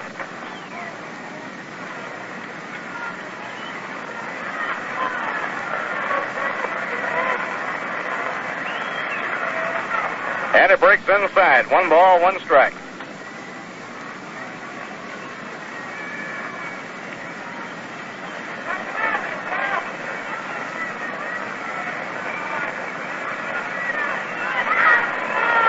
The 1-1 delivery, a ground ball bounced slowly. Charging in is Burright. He puts the tag on Throneberry, throws to first, not in time. He tagged Throneberry running by and tried for 2, but the throw to first was late.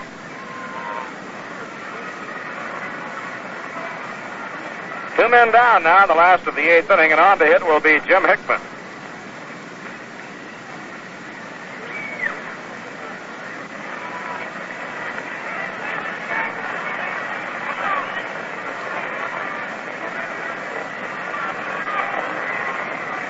Jim has walked twice in this afternoon's game. His only official time up, he struck out. He lets it go, and the fast one is triggered outside. 1 ball, no strike. Dodgers 6 runs, 13 hits, and 1 error. New York 2 runs, 3 hits, 3 errors. Let's check the totals again for the Dodgers. 1 error on the scoreboard. It should be 2.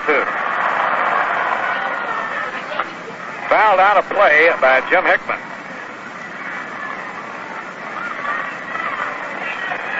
Ron Baranowski on in relief for the Dodgers.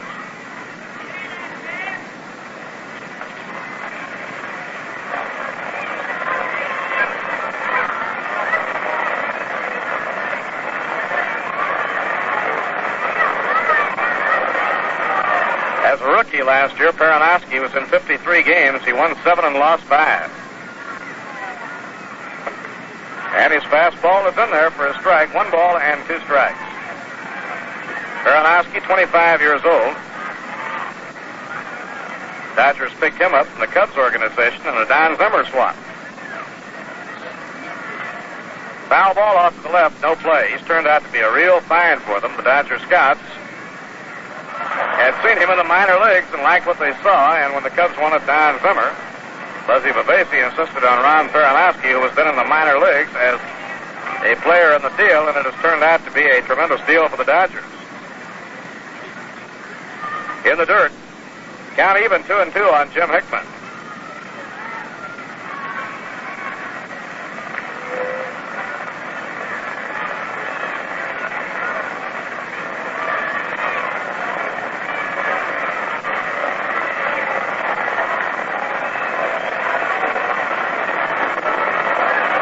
Ground ball hit down the third baseline. It's a foul ball, no play, and the count 2-2.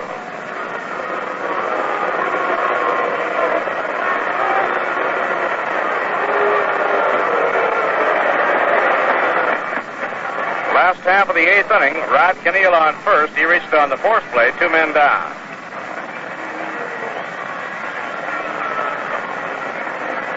Now Perronowski checks the runner, then pitches. Fouled again by Jim Hickman, and he hangs in there, staying alive.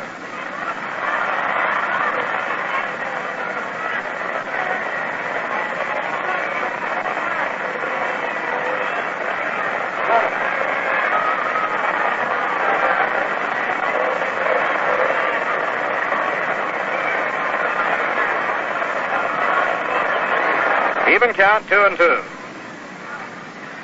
Ken McKenzie is scheduled up next. Ground ball down the third baseline, foul ball. Glove-handed by Jim Gilliam. But it was in foul territory, and now while everybody retraces their steps, that ball being run out by Jim Hickman, let's pause for station identification. Time, 4 minutes past 5. You get the news 5 minutes sooner on WABC, AM and FM New York. Temperature 77 degrees. Bob Murphy with Ralph Kiner and Lindsey Nelson from the Polo Grounds. We're in the last of the 8th. Dodgers lead the Mets 6-2. Rod Kenneal on first, 2 down, and a 2-2 count on Jim Hickman.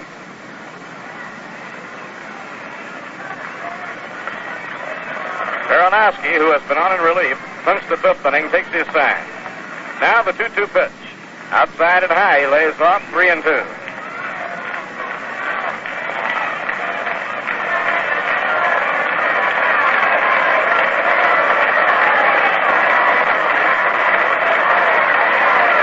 Now he works off the stretch. There goes Kenneal, and the ball is popped up in foul ground outside first. Tim Harkness moving over. He has plenty of room and takes it for the out. Side retired in the last of the 8th inning. No runs, 1 hit, no errors, 1 left on. At the end of 8, the score, the Dodgers 6 and the New York Mets 2.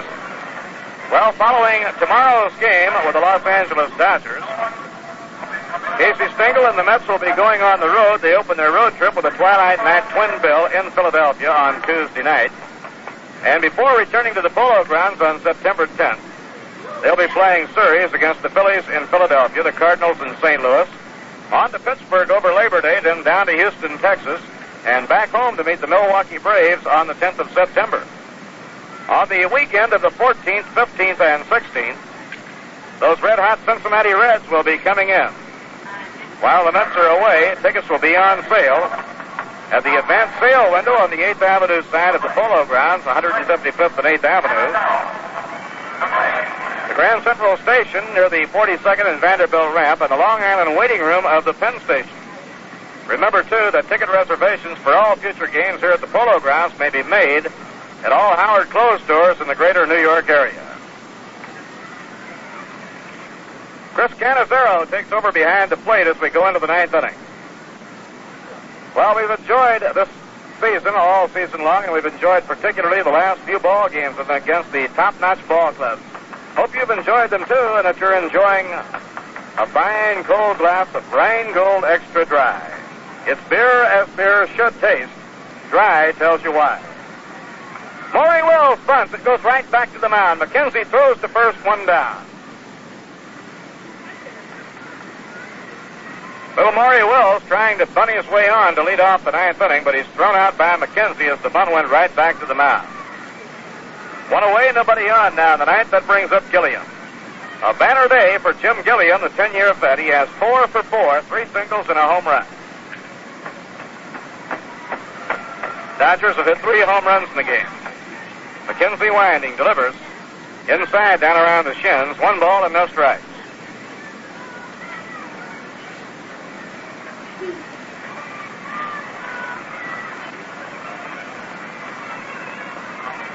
Inside and low, it's ball 2, 2-0. Game in Cincinnati now has gone 7 innings with the Reds leading the Colt 45, 7-4.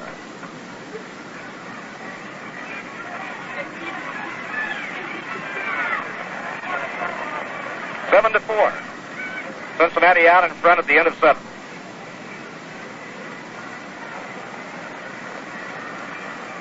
Giants and Phillies play tonight in Philadelphia.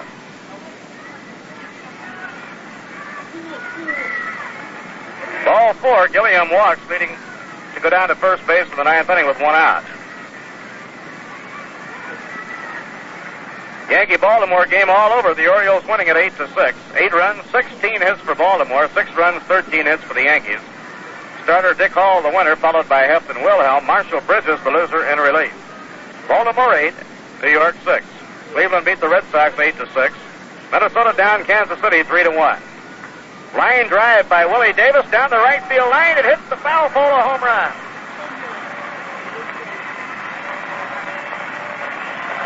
Willie Davis belting his 5th home run of the year in the Polo Grounds. He hit a line drive right down the right field line that hit the screen attached to the foul pole. A 2-run homer.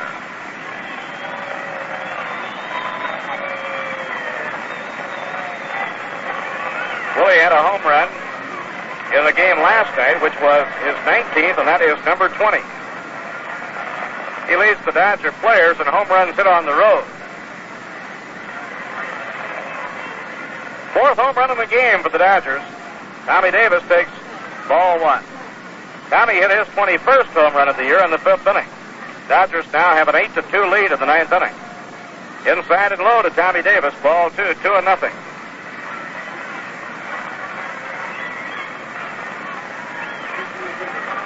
Willie Davis now has driven 3 of the 8 runs in.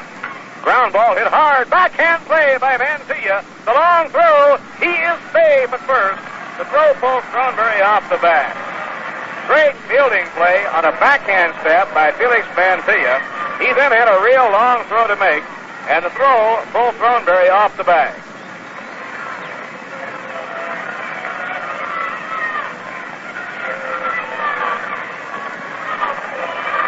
For Tommy Davis, his 2nd hit of the ball game, and it's a historic base hit for Tommy Davis. 178 hits this year for Tommy, and he erases the old Dodger Club record held by Charlie Neal. Swing and a miss by Larry Burright.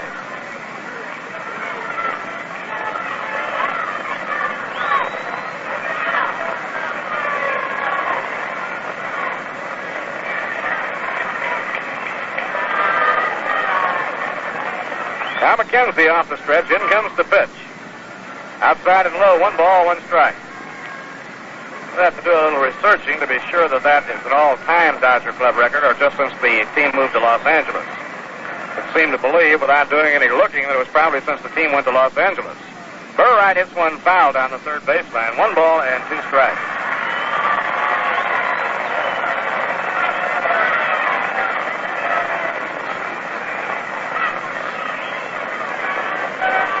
Dodgers have hit 4 home runs this afternoon. Willie and Tommy Davis have hit home runs. Ron Fairley and Jim Gilliam have hit home runs.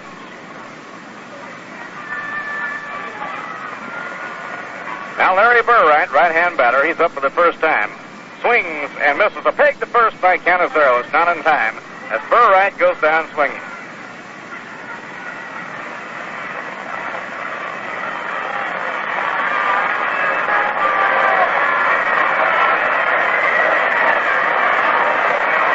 Now Big Frank Howard coming up. 2 men down, top of the 9th inning. 2 runs are in. Tommy Davis on first. And the pitch is low, ball 1. Ken McKenzie came on to pitch the 8th inning, gave up 1 run and 2 hits, has given up 2 runs, 2 hits here in the 9th inning. Now the pitch. Swing and a miss by Frank Howard. Howard has 3 hits in a row. He's 3 for 4 in the game.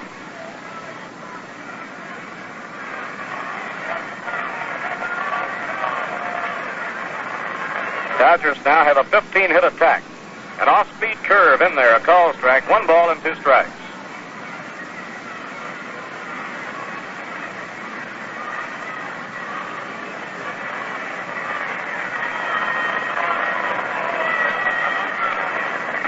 Outside and low, a throw to first by Cannizzaro, not in time. Well, they've got quite a game going in Cincinnati. Houston scored 2 more in the top of the 8th inning. They go into the 9th inning now with Cincinnati in front, 7-6. Jim Brosnan has come on to relieve Joey J. Swing and a miss. He struck him out. Ken McKenzie fans Frank Howard to retire the side. 2 runs, 2 hits, no errors, and 1 left on. And now at the end of 8.5 innings, the score, the Dodgers 8 and the Mets 2. Well, pipe smokers relax in a man's world with mild Sir Walter Raleigh. Sir Walter Raleigh is known as the brand of grand aroma. You'll enjoy it from the very first pipe pull. It's choice Kentucky Burley, extra aged. Smells grand, packs right, smokes sweet, can't bite. Yes, choice Kentucky Burleys are extra aged to their peak of mildness to help you enjoy pipe smoking more. And Sir Walter Raleigh's pouch pack keeps tobacco 44% fresher. You can feel the tobacco is kept fresh and moist by the Sir Walter Raleigh pouch pack. The pouch is sturdy and flexible, too, and it won't bulge in your pocket. And for home or office, get Sir Walter Raleigh in the exclusive knob-top vacuum pack canisters, large economy size or the half canister. These humidor canisters keep Sir Walter Raleigh factory fresh. So men, light up and enjoy baseball with the quality pipe tobacco. Sir Walter Raleigh in the pouch pack or exclusive knob-top canister. Sir Walter Raleigh, the brand of grand aroma.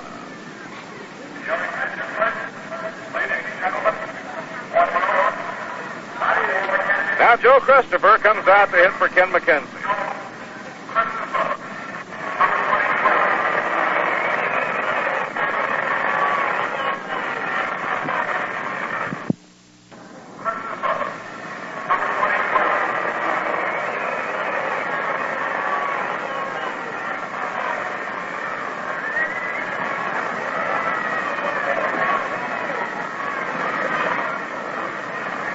Joe Christopher, right-hand batter, up against Ron Baranowski, last of the 9th inning. New York 6 behind, trailing the Dodgers 8-2.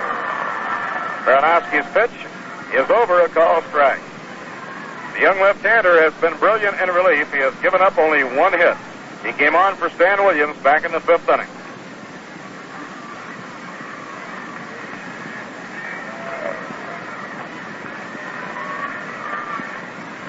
Here's the pitch to him. He lays off. It's a little bit outside. 1 ball, 1 strike.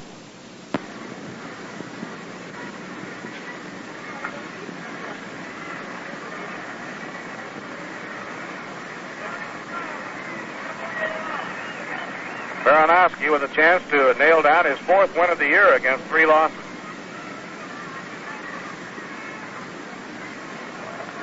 Ball 2, 2-1.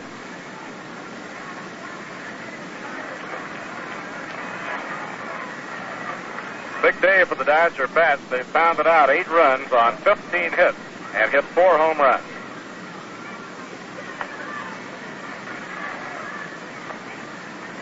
Ball 3, a 3-1 count now on Joe Christopher.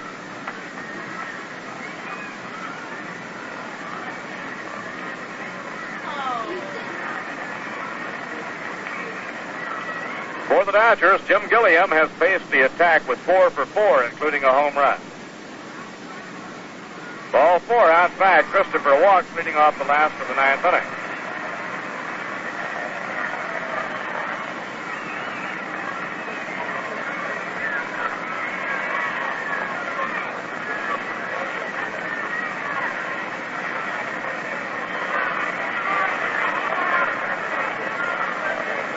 Now the top of the batting order, and Richie Ashburn hitting. Richie on base twice and 4 trips to the plate with a single and a walk. Gilliam in close at third. Pitch to Richie, a strike on the inside corner. Mets have been held to 3 hits. Stan Williams gave up 2 in 4 and a third, and Baranowski has given up only 1. An 8th inning single by Marv Throneberry.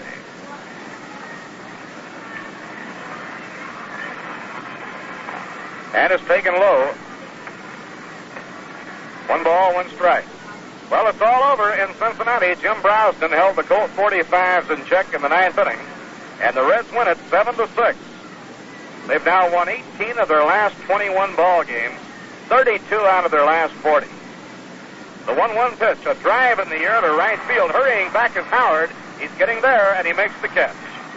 Hurrying back to first now comes Joe Christopher. It's Howard with a good arm. Pegs in toward first, and Tim Hartnett.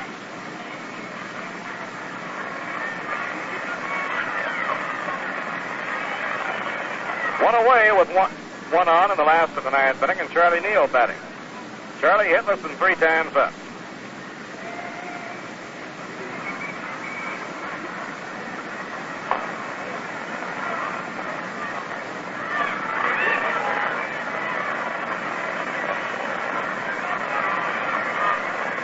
Now Baranowski checks the runner. Down comes the pitch, and it's fouled off to the right and out of play. Here's the line score on the game in Cincinnati. The Reds win it with 7 runs, 9 hits, 1 error. Houston, 6 runs, 12 hits, 1 error. Joey Jay winning his 20th of the year. Bob Perkey won number 20 last night. Jay now 20 and 10. Turk Farrell the loser. Marty Keough and Chico Cardenas homered for the Reds, and Hal Smith for Houston. The only other final National League score, St. Louis defeated Pittsburgh 3-2. Larry Jackson besting Bob Prince. Call strike to Charlie Neal. Now a 2-strike count. They're in the 9th inning in Chicago. Braves in front 8-0 over the Cubs. Baltimore down the Yankees 8-6. Cleveland beat the Red Sox 8-6. Ground ball back to Baranowski. He throws to second to Wills for 1. On to first. Double play, and the game is over. A 1-6-3 double play, and it's all over. In the 9th inning, no runs, no hits, no errors, and none left on. So the Dodgers win it on great pitching by Stan Williams and Ron Baranowski. The game is split in the 2-game series. Mets won the opener last night by a score of 6-3. And we'll have the rubber game of the series tomorrow afternoon starting at 2 o'clock. The pitchers tomorrow, Pete Rickard for the Dodgers, and for the New York Mets, right-hander Craig Anderson. Hope you're planning to be on hand. It's the final Dodger appearance at New York this year, and it marks the final game of the homestand for Casey Stengel's Mets. We'll have the line score and resume of today's game in just a moment. You know, you've heard us say it's beer as beer should taste. Well, think of that for a minute. Isn't that what you want in a beer? Don't you want a beer that's refreshingly dry to the taste, with a flavor that's brisk and bright and clean clear through? Well, that is Rheingold. Rheingold is brewed to be just that. Brewed of the choicest ingredients, brewed the long, slow, costlier way. Rheingold is everything you look for in beer, and dry tells you why. Yes, extra dry means Rheingold's a better beer. It's a wonderful beer, and extra dry means Rheingold beer is more refreshing. And the more refreshing a beer is, the more you're going to enjoy it. So enjoy fine, cold Rheingold beer along with the game. Join the millions who have made New York's Rheingold New York's largest selling beer.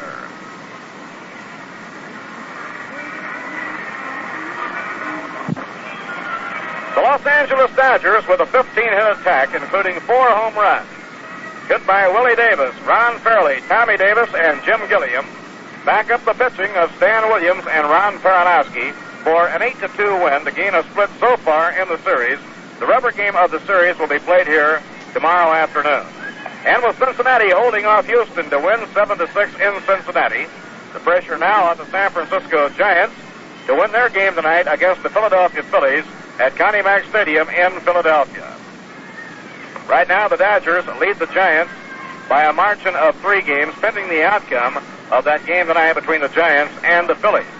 And the Cincinnati Reds have a chance to move in to second place in the National League pennant race should Gene Mock's Phillies upset the Giants tonight in Philadelphia. For the Dodgers today, 8 runs on 15 hits, 2 errors, 7 left. New York, 2 runs, 3 hits, 3 errors, and 9 left.